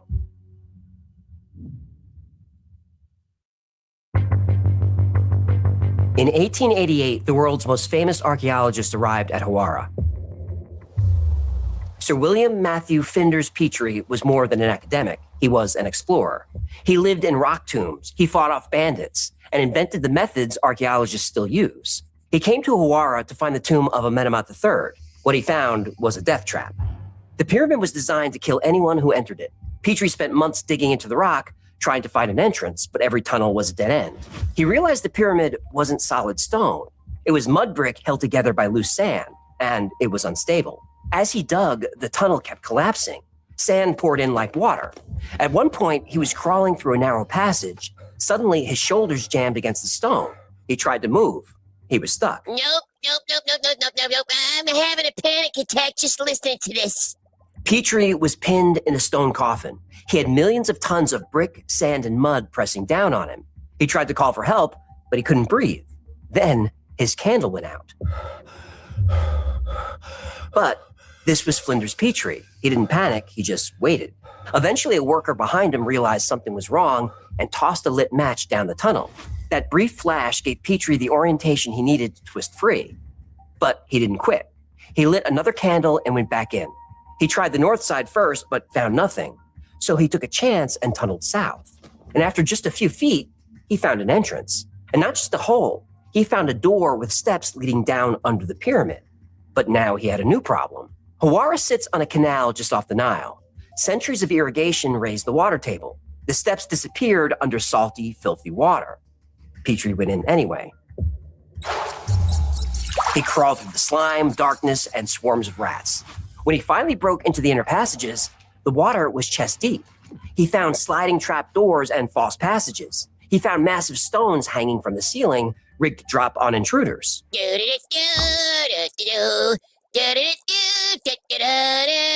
Please don't. You're ruining the tension. Petrie disarmed the traps one by one. When he finally reached the central chamber, it was carved from a single block of yellow quartzite. The roof was made of 3 slabs of white quartzite, each weighing 45 tons. It was an architectural masterpiece, and it was empty. Tomb robbers got there first. Feeling defeated, Petrie studied the field of rubble next to the pyramid. He found the remains of an enormous building that covered 70 acres. Petrie realized what he discovered. The location matched ancient maps. The dimensions matched ancient descriptions. He was standing on the foundation of the lost labyrinth of Hawara. He was sure of it. But there was not much there, so Petrie packed up and went back to England. It was a tremendous discovery, but he was disappointed that the labyrinth was gone. But Petrie forgot one thing. The labyrinth went down multiple levels. He thought he discovered the foundation. It was actually the roof. The labyrinth wasn't destroyed. It was right under his feet, and it's still there.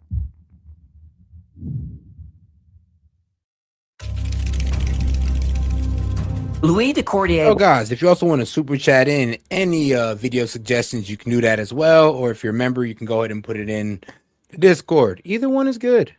Wasn't an archaeologist. He was a Belgian artist and philosopher who spent years studying ancient architecture. He was convinced Petrie missed something. It took 2 years, but de Cordier managed to get a permit to survey the Hawara site. He partnered with Egypt's National Research Institute of Astronomy and Geophysics, and he brought the most advanced ground-penetrating radar available. De Cordier's team started scanning in early 2008. The equipment could see through 50 feet of sand and sediment, and what they found confirmed 2,500 years of history. They found a massive grid of walls 40 feet down.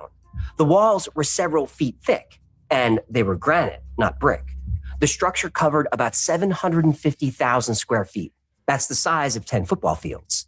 They published the results. The press picked up the story. This was one of the greatest archaeological discoveries in history. Then nothing. Zahi Hawass was Egypt's Secretary General of the Supreme Council of Antiquities. Secretary General of the Supreme Council? Oh, the ego of this guy. He was the most powerful archaeologist in the country, and he controlled all the permits. He imposed a communication ban on the discovery. He said it was a matter of national security. National security? Hey, and shout out to my man Jordan. He says, "Good morning, brother." And hey, man, good morning, my brother. How you been? Hopefully everything's been going well. And hey, man, hopefully you're preparing for the holidays. It's in 4 days. So hopefully you got everything ready. And shout out to my man Jordan and all the supporters. Appreciate the support, guys. The 5,000-year-old building? This guy's got some stones. Right? De Cordier waited. 2 years passed. The official release never came. The team couldn't discuss their findings. They couldn't publish follow-up research. They couldn't return to the site, not unless Hawass allowed it. By June 2010, de Cordier had waited long enough. He published the data himself. Scans, reports, analysis, everything the Egyptian government refused to release. They blacklisted him. De Cordier now lives in the mountains of southern Spain. He went from presenting at European universities to farming almonds. De Cordier lost everything just for sharing data he collected legally with the help of the Egyptian government. But Zahi Hawass wanted to make an example of him. He wanted to make sure no one else tried to expose their secrets. But de Cordier wasn't the only one.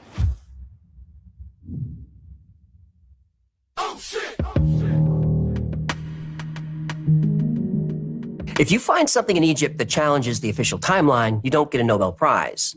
You get banned. In 1993, German engineer Rudolf Gatenbrink sent a robot up a narrow shaft in the Great Pyramid. He found something nobody expected, a limestone door with copper handles. He made the mistake of telling the world. Hawass immediately banned him. Then Hawass took the robot and the credit. And he was the one, Zahi, supposedly discovered it, but he's discovered everything. I discovered now. About what I discovered in the stone that I discovered. I want to show the whole world what I discovered, and I discovered major important things. Are they online? No, in my book, Giza and the Pyramids. In my book, Giza and the Pyramid. It happened again in April 2008. The same month de Cordier was scanning at Hawara. Man, my man was promoting the hell out of that book and the fact that, you know, he discovered something. Researcher Andrew Collins was at Giza. He followed old notes to the Tomb of the Birds. Collins found a crack in the rock leading to a massive chamber. He and his team made it several hundred yards into a system heading toward the second pyramid. They found carved rooms and passageways. Collins reported it. Big mistake. Hawass said the caves didn't exist. Collins was banned from the site. A few months later, Hawass was filmed entering the same caves. Rules for me, but not for Zahi. You see what I did there?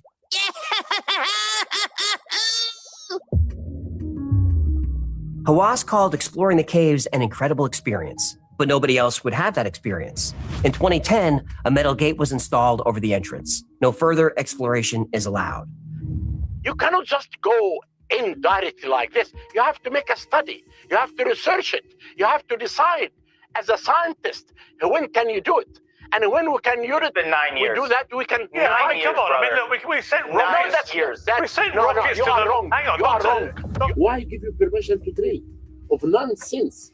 What you believe, it's nonsense. Okay, listen, the matter is debated rich and closed. It is debated closed. It's closed in Chicago by a world astronomer by everyone. Then I know exactly, and we will get it. Jimmy, I want you to understand this conspiracy theory that you do have is wrong completely. We do not hide anything. We have the scan pyramid team. Right. They're working. But you understand this is different technology. I understand, but they know about this technology. But have they used this technology? No, they said this technology cannot work. Discovery, suppression, silence. The same pattern, and the same man behind it all, Zahi Hawass. The labyrinth exists. It's considered the greatest structure of the ancient world. It's right there, 40 feet underground, but no one is allowed to dig.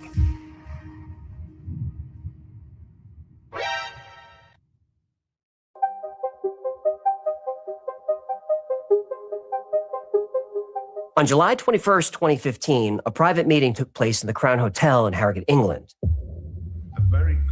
Tim Akers was a former RAF officer and satellite expert. He spent his career tracking submarines and underground bunkers. He had something to show a small group of researchers. He used synthetic aperture radar, the same technology that finds hidden nuclear sites. Akers pointed it at Hawara. The scan showed 4 levels beneath the roof, not 1. They were separated by up to 100 feet of solid rock. A central corridor connected all 4 levels. It was a vertical shaft running the full depth of the complex, extending 150 feet underground. An omega-shaped moat surrounded the entire structure. The shape matched the Egyptian Shen ring, the symbol of eternity. Then Akers showed them the central hall. The bottom level stretched 300 feet long and 120 feet wide. Every level converged on this space. And at the center of the hall was a freestanding object. It measured about 130 feet long. But here's where the story gets crazy. The radar return signal changed. It wasn't reflecting off stone. It wasn't wood or mud brick. The signature was metallic. A solid metal object the size of the Statue of Liberty buried 100 feet underground, shaped like an upright disc or a ring. Akers said the material signature wasn't like anything he'd seen in his entire career. But it was there, and he didn't think it was a tomb. The shape suggested something functional, a ring that size made of metal buried at the exact center of a 4-level complex. It wasn't decorative. It was built to do something. Some in his team thought it was a portal. Others thought it could be a power generator. The only thing they agreed on, it wasn't a coffin. Akers and his team kept the finding secret for a decade. They learned from Decordier, if you go public, you get blacklisted. They wanted to excavate. They needed permits. After 10 years of quiet negotiations, they finally released the data in 2025. Still no permit. It's a 4-level underground complex with a 130-foot metallic object at the center. It's associated with Pharaoh Amenemhat III around 1800 BC. But the Egyptian priest said the labyrinth wasn't built by the pharaoh as a burial tomb. It was built by a much older civilization as a library. Those ancient people needed a place to store their knowledge before they were wiped out in a great flood. You mean? The priests were talking about Atlantis. Yahtzee! Oh, shit! Oh, shit! When Plato wrote about Atlantis around 360 BC, he was specific. He named his source. He said Egyptian priests told the story to the Greek statesman Solon 2 centuries earlier. The priests had records. They had dates. Plato said Atlantis fell around 9600 BC. Geologists say the Ice Age ended around 9700 BC. Robert Schoch dates the Sphinx to 9700 BC. 3 different sources, 1 specific date. For most of history, that date meant nothing. No civilization existed that early. Then we started finding things. Around 9700 BC, the Younger Dryas period ended. Global temperature spiked, and the ice sheets collapsed.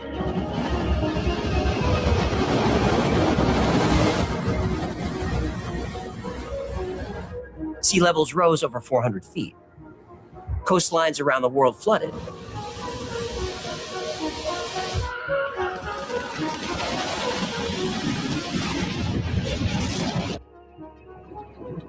Entire land masses vanished beneath the waves. How dare you! Every major ancient culture has flood myths dating to this exact period. Different cultures, different continents with no contact, but they tell the same story. The Egyptians had their own version. They called the pre-flood era Zep-Tepi, or the first time. The pyramid texts talk about it repeatedly. These are the oldest religious writings in the world. The Turin King List has dates and durations, divine rulers that reigned for thousands of years before human pharaohs. This wasn't vague mythology, these were administrative records. Mainstream Egyptology calls this symbolic. They say the gods represent concepts, not beings. Then there's the Temple of Horus at Edfu. The Edfu building texts span over 300 feet of wall space. They describe the temple's construction on foundations from an earlier structure that existed before the flood. They reference beings called the Shebtu. These were followers of Horus who arrived after a great cataclysm destroyed their homeland. They also mention 7 sages who came with them from an island swallowed by the sea. These aren't scribbles on a papyrus. These are carved into the temple walls. And these texts describe what these beings did. They established sacred mounds throughout Egypt. They laid foundations for temples at precise locations. They brought knowledge of astronomy, architecture, mathematics, and medicine. They taught the people who would become the first Egyptians. Now, this doesn't read like mythology. This reads like history. The Edfu texts describe a lost civilization that brought knowledge to Egypt. Mainstream historians call it a nice story. They say there's no physical evidence that this first time ever existed. They're wrong. The evidence is carved into the bedrock itself. Oh shit! Oh shit!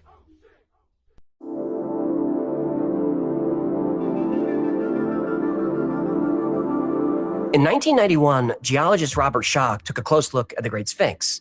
The walls showed vertical fissures. These are erosion patterns caused by prolonged rainfall, not wind, not sand, water falling from the sky over extended periods. Egypt's last significant rainfall ended around 5000 BC. Schoch estimated the minimum construction date for the Sphinx was between 7000 and 5000 BC, but he later pushed that estimate to 9700 BC, based on additional geological analysis. This was directly after the cataclysm and directly after the floods receded.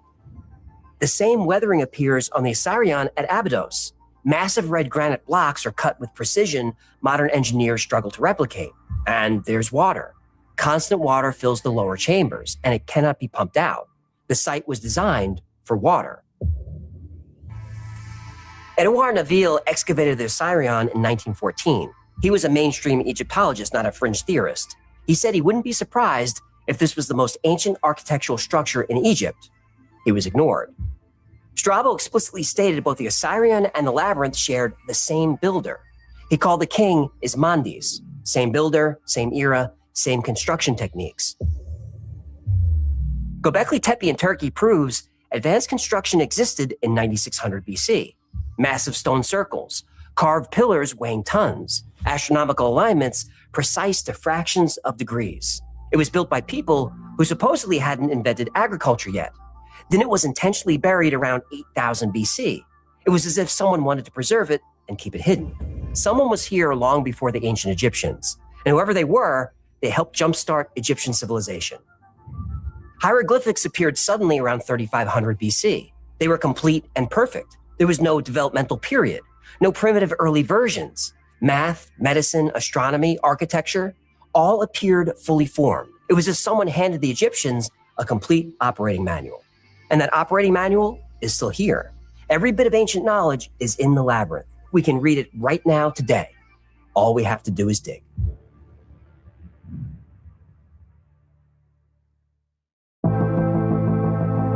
If an advanced civilization knew it was about to be destroyed, they would do exactly what we would do.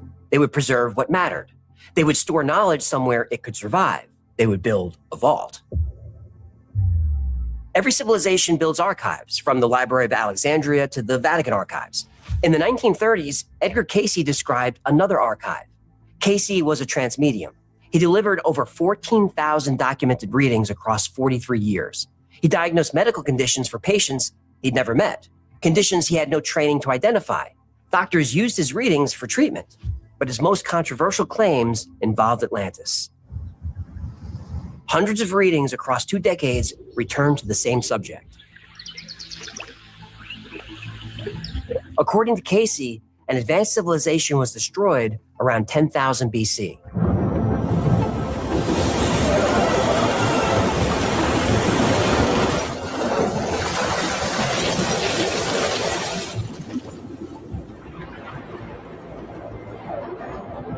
This was around the end of the last ice age. It's the same time frame as the Younger Dryas Cataclysm. But there were survivors. They scattered to Egypt, the Yucatan, and the Bahamas. They brought technology, they brought knowledge. And to preserve that knowledge, they built archives. Cayce described a hall of records beneath the Giza Plateau in dozens of separate readings between 1923 and 1944. He described 32 tablets documenting Atlantis from the beginning. They were written in both Atlantean and Egyptian script. It was a Rosetta Stone for a lost civilization. And Cayce was specific. He talked about their technology, sound waves used for construction, acoustic levitation. He described crystals that generated power. The entrance is under the Sphinx's right paw, and the Sphinx served as a guardian sentinel. It marked the archive's location for those who know where to look. Cayce's followers took him seriously. In the 1990s, the Association for Research and Enlightenment funded seismic surveys at Giza. A man with a sledgehammer pounded a steel plate on the desert surface. Shock waves traveled down through the rock and back up. The readings showed a chamber exactly where Cayce predicted. It was beneath the Sphinx's paw, and he wasn't the only one who saw it. Dorothy Eady was a British archaeologist who worked for the Egyptian Department of Antiquities. She was a sane, rational researcher who also happened to believe she was the reincarnation of an ancient priestess. Oh, I believe her. I was a king in a past life. You were a king. Okay, a shift manager at a Taco Bell in Jersey. But I ruled that drive-through with an iron fin. Okay. I was a strict but fair shift manager at Taco Bell. We have a whole episode on Dorothy Eady. Link down in your chalupa. Now, someone claiming to be a reincarnated ancient Egyptian priestess sounds fringe, but archaeologists listened to Dorothy Eady because her memories helped them find actual ruins at Abydos. And she claimed that beneath the Sphinx lay a hall of records containing the history of the past. And seismic readings show that the rooms are there and that they contain something. Now, it could be rubble or it could be artifacts. Nobody knows. The only way to find out is to dig, but no digging is allowed. Right now, a team from the Polytechnic University of Milan is at Giza.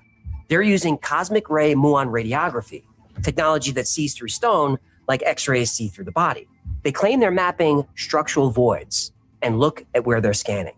They're focusing on the deep bedrock beneath the plateau, the exact place where Cayce said the Hall of Records is waiting to be opened. The Italians are scanning deep under Giza right now. They're looking for the Hall of Records, and they might find it. But if you were an advanced civilization and you wanted to hide your most precious secrets, you wouldn't put them under the most famous landmark on Earth. A much better place for such important knowledge would be a maze carved deep underground. In other words, a labyrinth.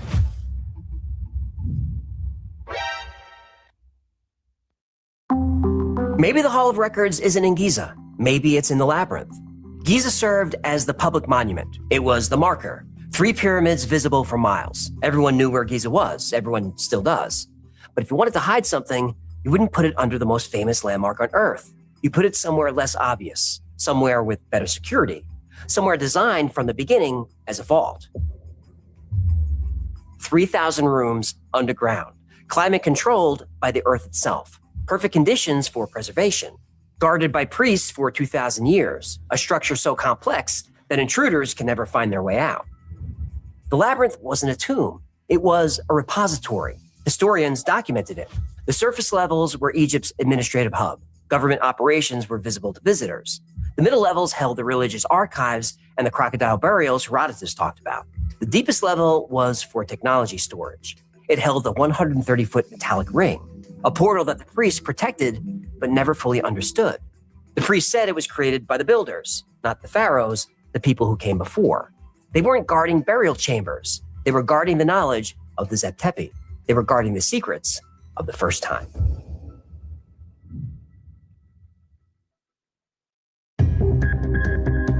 Ancient accounts across 6 centuries describe the same structure and the same location. 2008 ground-penetrating radar confirmed a massive complex 40 feet underground. 2015 satellite imaging revealed 4 levels and a metallic object at the center. Both discoveries were suppressed. The 2008 expedition happened. There's nothing to debunk. They published results. They found granite walls spanning an area of 10 football fields.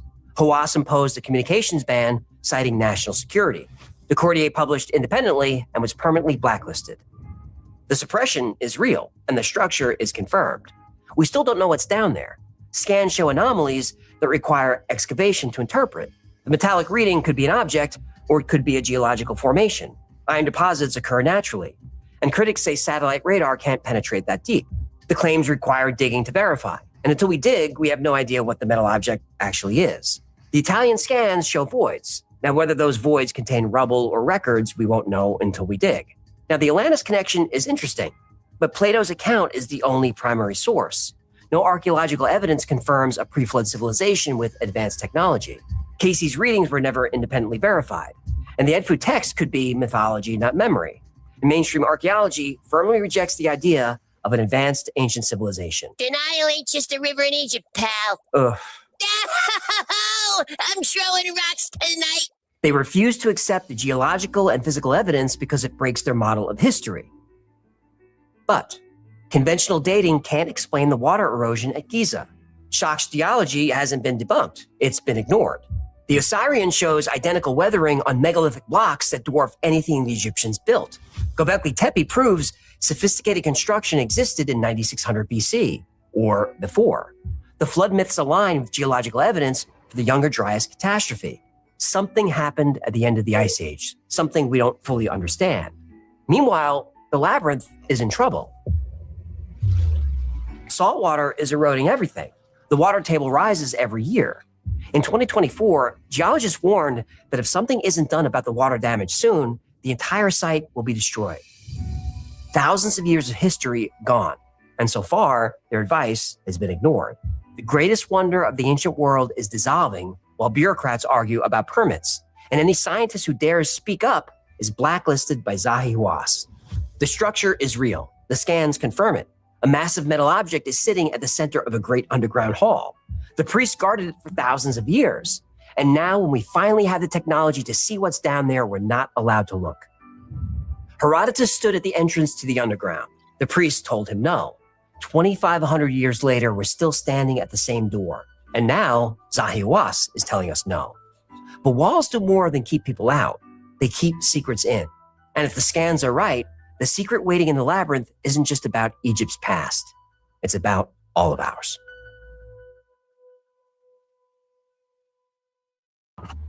Thank you so much for hanging out with me today. My name is AJ. That's Hecklefish. Foreign types with the hook. All right, and that's enough secret, history that, Atlantis might have existed.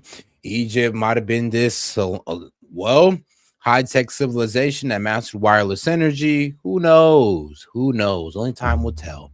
But all right, now let's go ahead and move on to some of the videos that some of my members sent in. Well, actually, Tove. All right, let's go ahead and get into it. Oh, God. California. That has to do with gas, okay? But before we get to that, I do want to get into how low these gas prices are actually getting right now before we get into the meat and potatoes and what's actually going on in California. So with that being said, let's dive in. Good news, if you're filling up your car on the way to work this morning, gas prices are at their lowest level in more than 4 years. Transportation correspondent Gio Benitez is here with more. Good morning, Gio. Hey, good morning, guys. Yeah, it's also great news when it comes time to hit the road for the holidays, and the majority of us will drive to our destinations. So let's look at that national average right now, because the price of regular unleaded has dropped by 5 cents just in the last week, now standing at $2.90 per gallon. It's the lowest level in over 4 years since May 2021.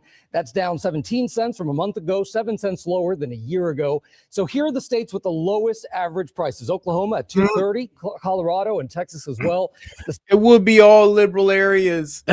Washington, blue state. California, blue state. Hawaii, blue state. Colorado, actually, that is actually a blue state. Oklahoma, I believe that's a red state. And Texas, of course, is a red state. States with the highest average prices, California at $4.41, Hawaii and Washington. So why is this all happening? Well, crude oil prices are down and so is demand. We've also switched to the cheaper winter blend. So take advantage now because those prices will rise again as we start heading into spring. Of course they will. Yeah. All right. but there's some news for families if you're going to the airport. Yeah, so this is really interesting. The Department of Transportation, they announced $1 billion in funding to... Yeah, we opened the Fox 31 video hall today to find that story. This was June of 2001. Drivers complaining about gas prices at the time hovering around $1.70 or 80 a gallon. Tonight, we're finding that again. Our crew spotted one gas station, this one near Evans in Quebec, advertising $1.69 a gallon. And this time, drivers are not complaining at all. Fox 31's Anna Kuhn with what's behind it. Gas is $1.69 a gallon right now at the Quick Trip on the corner of East Evans and South Monaco Street. That's the cheapest price you'll find across the state, according to Gas Buddy. And also, all right, I guess Trump wasn't BSing. This is actually at that $1 area in some states. I mean, boy, take me there. one of the cheapest in the entire country. There was a long wait line at a Denver Shell station this afternoon on the corner of East Evans and Hell South. yeah, there'd be a long line, bro. If our gas has dropped the whole dollar like to $1.79 right now, I guarantee you to be a line at my gas station. There'd be a line at all three gas stations on the street. All of them. Quebec Street. It's surprising to see the lines. I've never seen this line before. All those drivers looking to fill up the tank at just $1.69 a gallon. Since I've learned to drive, I don't know if I've ever seen prices that low. Yeah, we opened the Fox 31 video hall today to find No, out. for real. Like, since I learned to drive, I ain't seen prices that well, not learned. Yeah, since I learned to drive, I have not seen prices that low since I learned to drive in college. Probably the last time I actually seen gas at $1 something. Story that since she's learned to drive, she's never seen prices that low. Amazing. Now we got to get into the meat and potatoes of this, because while most of the country is experiencing record low gas prices, or at least over the past 4 years, kind of interesting how that works, because somebody else was in office. Anyway, kind of interesting how that works. But while everybody else is experiencing a drop in gas prices, California is actually going in the opposite direction. I mean, shoot, California and New Jersey. If you live in those two places, trust me, you have not seen a reduction in your gas prices, because I'm gonna be real with you. Like I say, Democrat states, they love to tax their people, and that end up being, passed down into their pricing. So it is kind of funny how they sit there and complain about affordability while voting for the people who run the most unaffordable cities and states. It's absolutely hilarious. Yeah. You remember that thing called the Green New Scam? It's coming back to bite them. Check it out. Valero just wrote off $1.1 billion. That is the cost they are taking to walk away from California rather than keep operating their Benicia refinery past April 2026. When a company takes $1 billion loss just to leave, you know something is seriously broken. This facility processes 145,000 barrels of oil per day, representing 8.6% of California's entire gasoline production. 400 workers have lost their jobs. 200 contractors are out of work. The city of Benicia loses 17% of its entire budget. And California drivers, they are about to get hammered with the worst gas prices in American history. University of California Davis economists calculate a 40 cents per gallon increase the moment Phillips 66 closes their Los Angeles refinery this December. 40, bro, that's going to be a $5.30 national average they're going to be dealing with. Yeah, they ain't going to be ready for that. Then another 81 cents when Valero shuts down 4 months later in April. That totals a $1.21 per gallon increase by August 2026. Your 15-gallon fill-up jumps from $70 to at least $95. The Stanford Energy Institute came up with even worse projections. They are showing potential spikes to $8 per gallon during supply disruptions. UC Berkeley's Severin Borenstein, who has been tracking California energy markets for decades, warns these closures could create severe gasoline shortages with unprecedented price increases. Here's the timeline that's about to wreck California's fuel supply. In December 2025, Phillips 66 in Wilmington closes. 139,000 barrels per day are lost. In April 2026, Valero in Benicia closes. 145,000 barrels per day are lost. In just 4 months, California loses 284,000 barrels of daily refining capacity, 17% of the state's total production. To understand the disaster unfolding, you need to know about CARBOB, California Reformulated Gasoline Blend Stock for Oxygenate Blending. This is not regular gasoline. It is a specialized ultra-clean burning fuel mandated by California law. Refineries in Texas, Oklahoma, and Louisiana do not make it. You cannot just truck in regular unleaded from Arizona and call it a day. Only a handful of refineries worldwide have the equipment to produce CARBOB. These facilities are in South Korea, India, and a couple in Singapore. That is basically your entire global supply chain for California-specific gasoline outside the state itself. When 17% of in-state production disappears, those Asian refineries become California's gas stations. The logistics are a nightmare. Tanker ships carrying gasoline take 30 to 40 days crossing the Pacific Ocean. The fuel you pump into your car in March was loaded onto a ship in January. Any disruption in that supply chain, whether a storm, equipment failure, or a spike in Asian demand, can leave California without gas. California Energy Commission data. Bro, no, they'd be cooked.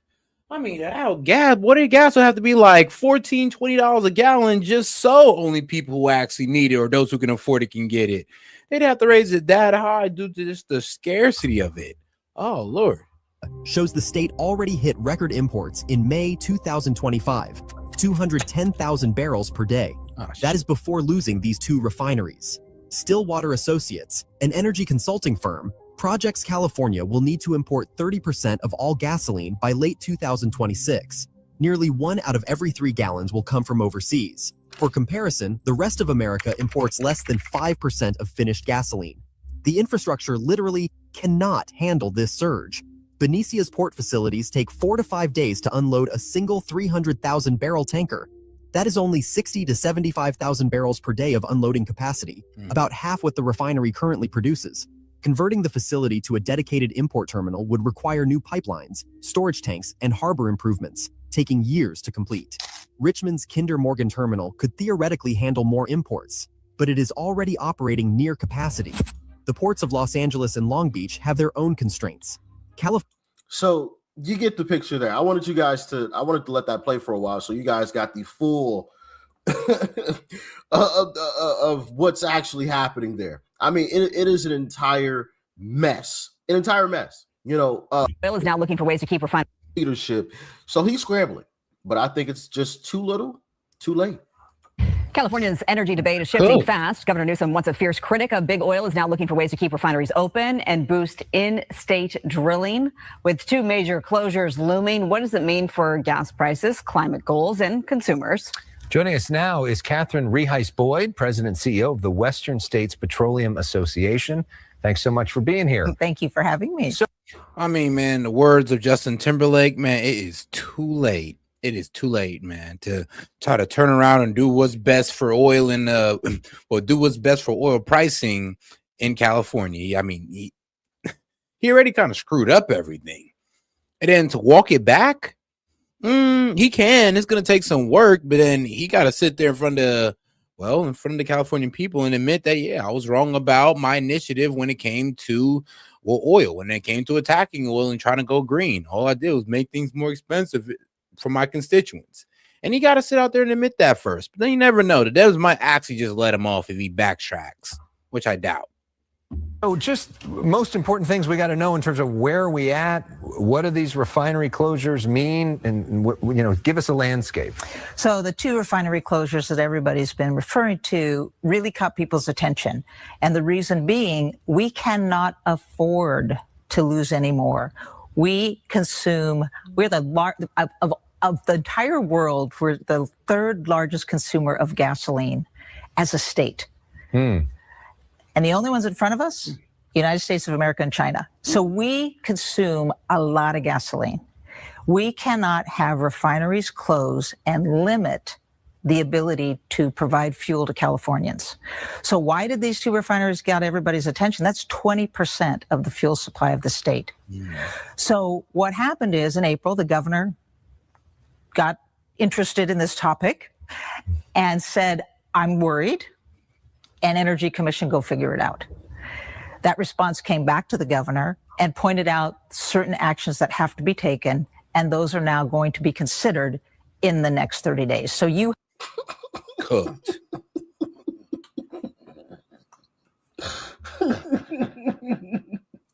Oh my goodness. Those actions were going to be considered.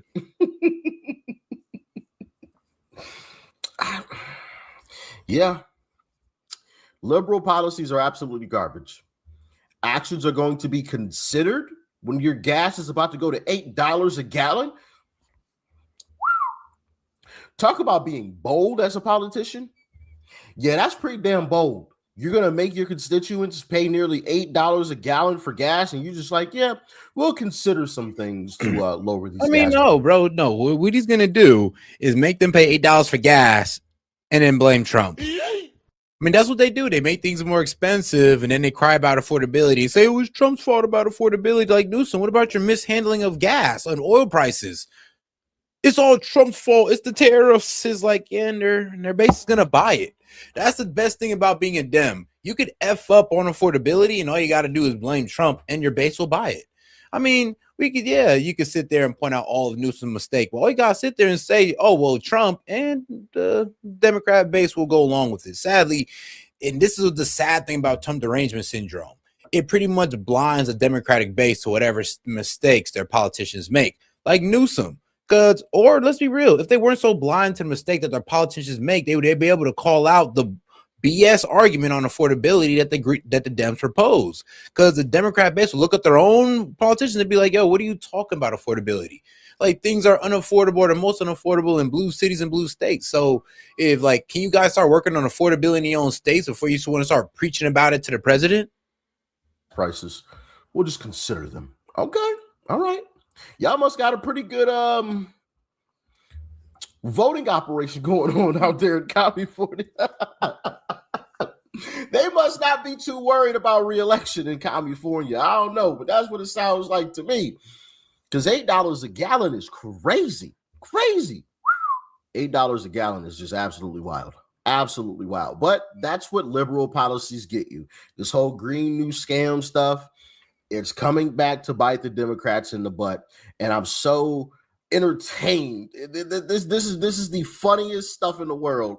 Watching Gavin Newsom flounder around like a. I mean, yeah. Let's be real. Like Link. No, we know it ain't not $8. He's pretty much saying if everything goes in the wrong direction, yeah, gas prices could be looking to be reached $8 in California. And if it does reach $8 in California, Gavin Newsom is just going to shrug and say, "Oh, well, this is what Trump did." And everybody's going to believe it. It is what it is. All right, let's go over and get to the next video that Tove sent me. People in Minnesota are very upset that the fraud police are in town. Look at this mob assaulting. Oh, no. Boy, these people should go inside and stop interfering with federal agents. Wow. And look, the agents are backing up, man. They're surrounded. Apparently, half the apartments here emptied out. They're not supposed to be here. Go home. Federal prosecutors, Dana, in Minnesota have been warning and still warning that we're looking at the tip of the iceberg in terms of the extent of this fraud in Minnesota. As you mentioned, 6 new indictments and 1 guilty plea were announced yesterday as federal agents executed a search warrant on Ultimate Home Health Services, a Somali-owned home care agency. The new indictment zeroes in on the autism program called Early Intensive Development. Somali home care. Here's the thing, though. I mean, real with you, African people don't believe in nursing homes. They believe it's inhumane to put your parents in a nursing home. So the fact that Somalians were out here, running a whole, nursing home or a adult care center, yeah, they don't even believe in that. That's hilarious how they even had that set up. Developmental and Behavioral Intervention, or EIDBI, and zeroed in on housing stabilization programs. In the case of the housing stabilization programs, Assistant U.S. Attorney Joe Thompson says defendants claim to provide housing assistance to people with mental illness, and they say the defendants submitted claims, provided no service. Thompson used the term fraud tourism, claiming two men from Philadelphia learned there was easy money in Minnesota, so they flew into the state, set up shop, and started billing the government. As far as defrauding the autism programs, Thompson introduced one new case of a defendant recruiting parents, getting bogus documents for a diagnosis of autism for the child. The parents would then get a kickback from the money intended to treat the autistic child. Parents were in on the fraud. What we're seeing is programs that are just entirely fraudulent. These aren't companies that are providing some services but overbilling Medicare or Medicaid. These are companies that are providing essentially no services. Really? They're essentially shell companies created to defraud the program, created to submit on a wholesale level. Now, the housing stabilization program for one was created with a prediction it would cost $2.6 million annually. It ballooned to $21 million in 2021 and exploded to $104 million in 2024. That's insane. But look at who else was just caught lying. The ICE director is saying now that your son was not pulled over by ICE. He's saying there's no evidence. How do they know that? He didn't specify, but he's saying that. Is he saying he has documentations for all the people they pulled over?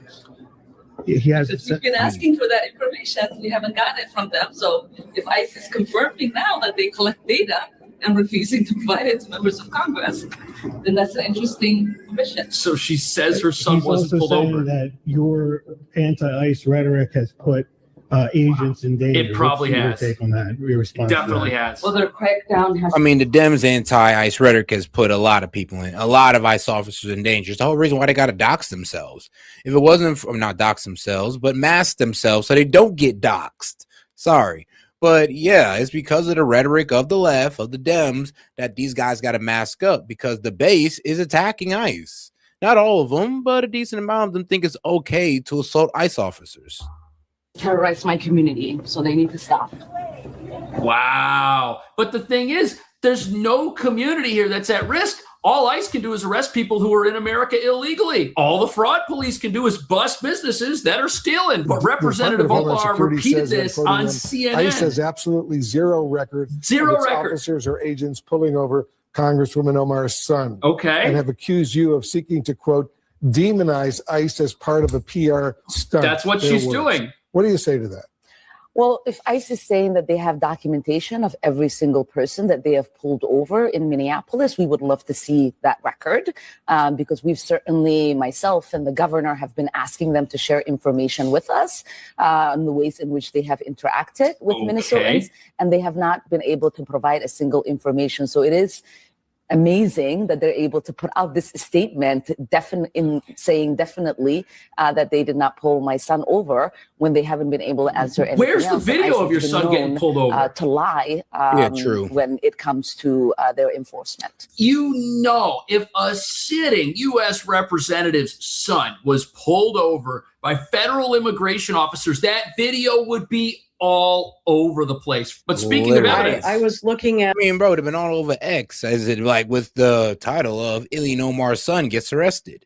I mean, not even gets arrested, but get pulled over by ICE. He'd be all on cam and everything. So yeah, trust me, it don't exist. And I believe, what was it? I think it was on MS Now when she was doing this interview, and it showed a video of a Somali guy getting arrested. And I thought they were trying to say that was her son, but no, she wasn't saying that was her son.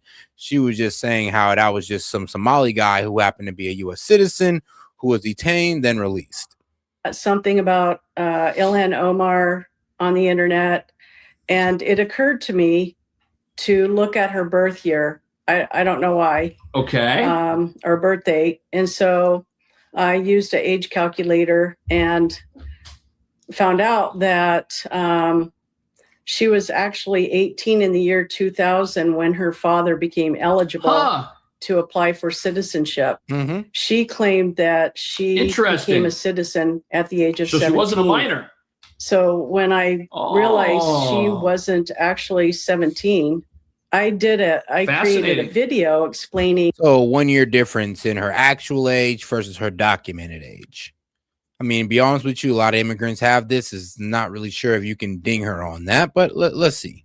Wasn't actually 17. I created a video explaining derivation of citizenship and how that works. So to me, this was like completely a red flag that.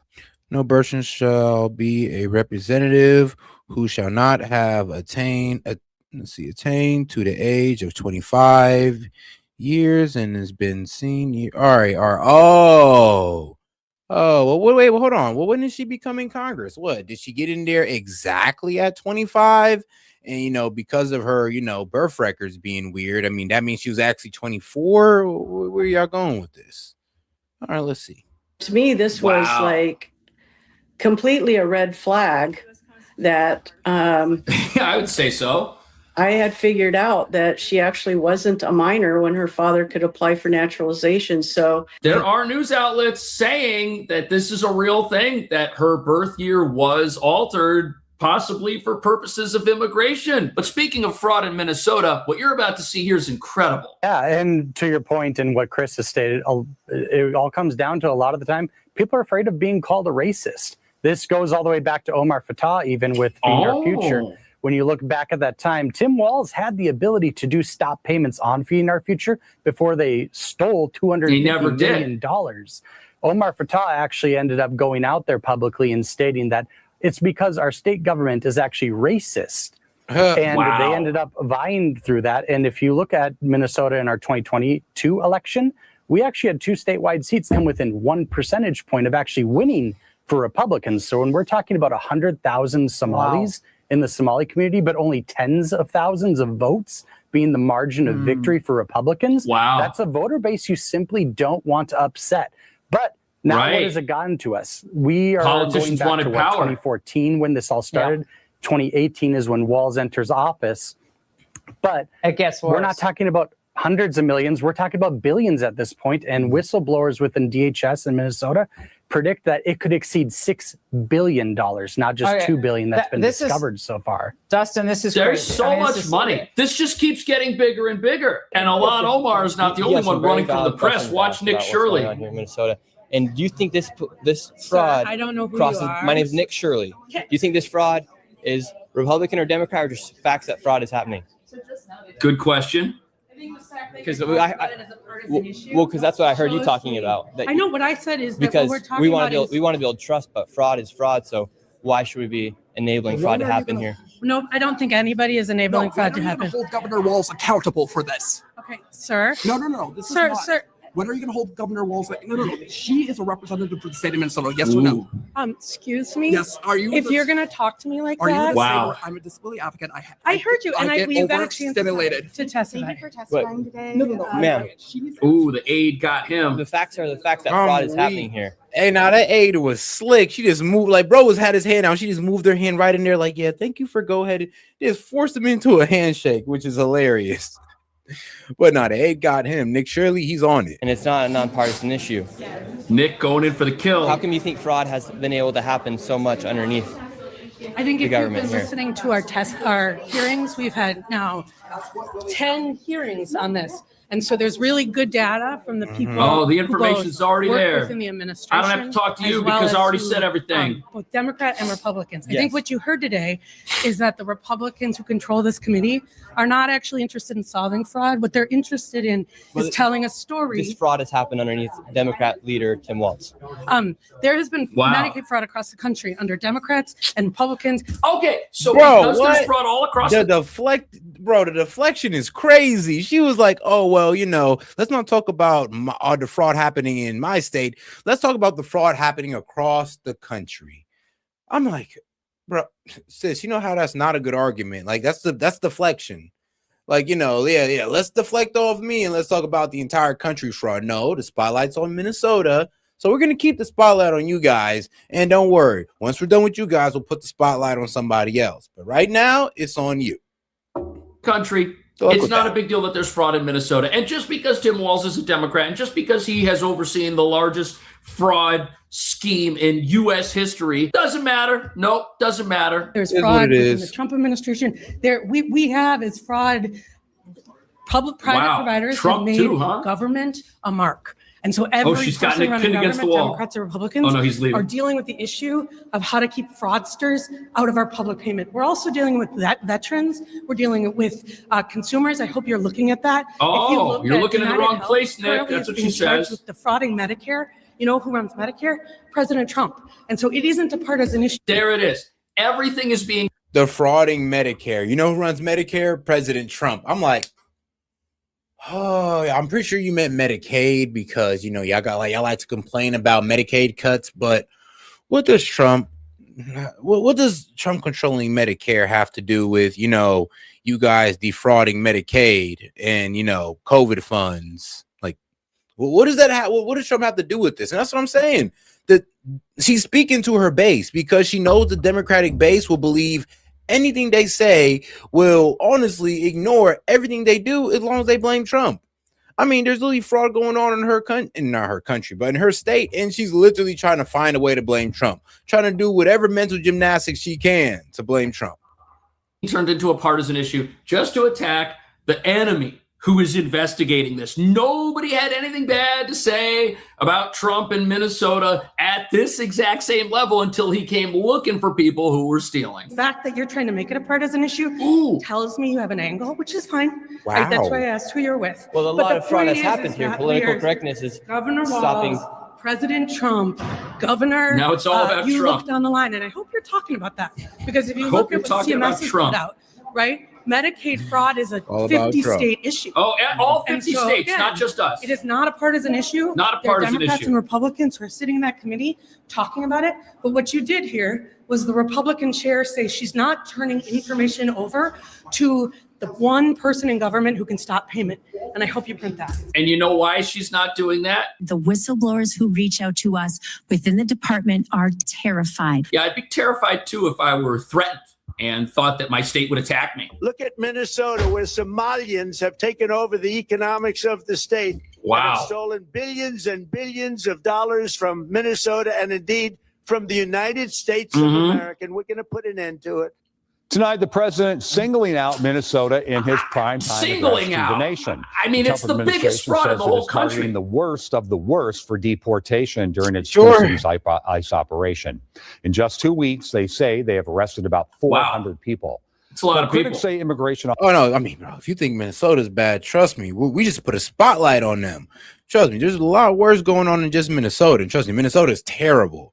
But if you think this is the worst fraud in history, oh man, wait till you get to other states. It's about to get real bad. Wait till we hit California. You're really gonna lose your shit. Officers are also stopping innocent people. As Like Esme Ilhan Murphy Omar's reports son, on who News was 10, never stopped. Many Somali Minnesotans feel they have little choice but to carry their passports to prove they are citizens. That's What's wrong with that? Jamal Osman is a Minneapolis City Council member, but these days that's not enough. People are carrying their passport. I am telling my community to have your passport just in case ISIS stops. Okay, what's wrong with that? If you live in a sanctuary city and the federal government shows up and has to make arrests based on Like they're getting mad about having to identify themselves and proving that they're citizens. When honestly, if you have nothing to hide, there's nothing wrong with that. And if you are a citizen getting mad about that, then you're just being childish and trying to be defiant for no reason whatsoever, and trying to cause a problem for no reason whatsoever. on people who are in the country illegally, and they're going to question people. Why would you not carry your passport? And whose fault is it that you have to identify yourself? Is it the fault of law enforcement that is there to keep the country safe and enforce the laws? Or is it the fault of the sanctuary leaders who told people who shouldn't be in America that they could come live there and that nothing would happen to them? Feels like 1930s and 40s in Germany. It feels like the 30s in Germany. You weren't alive then. Come on. People have to carry their documents, show if they belong to the site. Everyone has to do that in a sanctuary city where there's an enforcement. South Minneapolis. Normally, this place is packed, but patrons tell us it hasn't been ever since the ICE crackdown. We talked to several people here who told us, yes, Somalis are in fact carrying their passports around. So then, are people scared? As they should. All right, cool. Make sure you carry your passport around and you're all good. You ain't got to worry about being, hey, now my man Fresh right now. Hold on, my man Fresh, he in that Joe Vinci. Hold on, man, that's a $2,000 jacket my man got on right there. That's Joe Vinci. But now back to what I was talking about. But sorry, that took me out of there. I'm just like, damn, now I ain't gonna lie. Maybe the fraud is getting out of hand. But yes, Somalis are in. But yes, though, you should be okay with having to carry your passport if you want to prove you're a citizen. Like, I'm not sure what's so hard about that. Or you can just carry your ID and your social security card. You can prove you're a citizen like that, or you can just let ICE run your ID and you'll be proved to be a citizen just like that. So there really isn't any reason not to carry identification, and there's really no reason not to give ICE identification. Fact, carrying their passports around. So then, are people scared? why don't they want to go out if they have their passport? Doth Ali told us he and his whole family are now carrying proof of citizenship. My mom's carrying the passport. Okay. Your mom's giving you the passport? Yeah, my mom carried the passport. Yeah. Okay. Is this legal to stop someone and Hold ask on, them, bro. What? How your mom give you, bro? Got like Versace shades on with the Da Vinci coat. Like, wait, what? I mean, you thought you had your ish together, but I mean, hey, man, maybe the fraud is that rampant. These guys getting fresh off it. Yeah, my mom carried the passport. Yeah. Okay. is this legal to stop someone and ask them for their passport or their identification for national identity?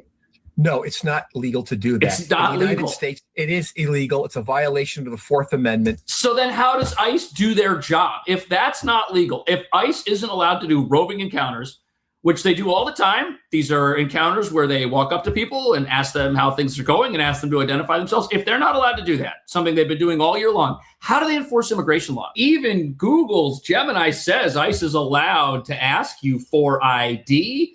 Do people have the right to remain silent? Yes. They can refuse to consent to a search. But look at this. If you're not a U.S. citizen. I mean, dang, yeah, if you are a U.S. citizen, you generally do not need to show ID to prove citizenship in public, but you must show driver's license if driving. So they pull you over while driving. I mean, of course, you better show that license. If you are not a U.S. citizen, you must show immigration documents. Yep. If you have them. But you can refuse to show foreign passports. Oh, wow. All right. You can refuse to show foreign passports. That's interesting. Listen, you must show immigration documents if you have them, but you can refuse to show a foreign passport or a consular ID. So according to Grok, it says right here that lawful permanent residents and other non-citizens with valid status requires them to carry valid immigration documents at all times.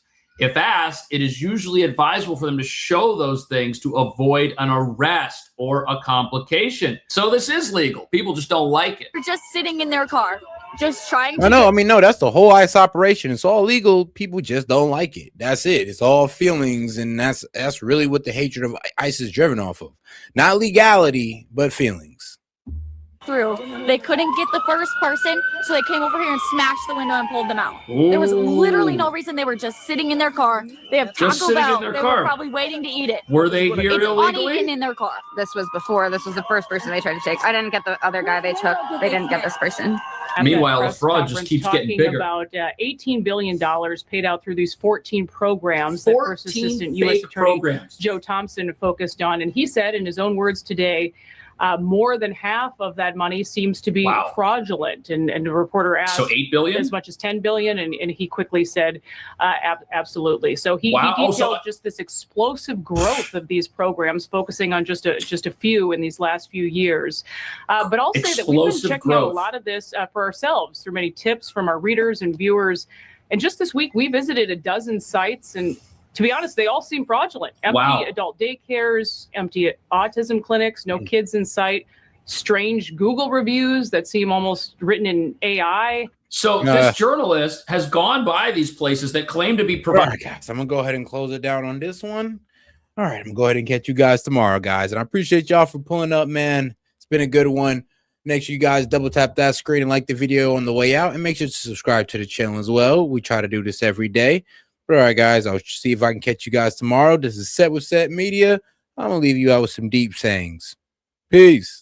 The man of knowledge must be able not only to love his enemies, but also to hate his friends. It sounds almost blasphemous in a world where we're taught that friendship is sacred and hatred is poison. And yet there's a profound truth hiding in these words that most of us are too uncomfortable to acknowledge. To love your enemies requires seeing beyond the surface, recognizing the humanity in those who oppose you, finding understanding where instinct demands rejection. But to hate your friends, that's the more difficult task. It means being willing to stand in opposition to those you care for when they are wrong. It means refusing to let affection blind you to falsehood. The person who seeks knowledge cannot afford the luxury of unconditional agreement. They must be willing to challenge even those ideas that come from beloved sources. They must recognize when loyalty becomes complicity, when friendship becomes an echo chamber. The pursuit of knowledge demands that we see the world and the people in it as they truly are. And sometimes that means loving what hurts us and questioning what comforts us. It's not easy, but then again,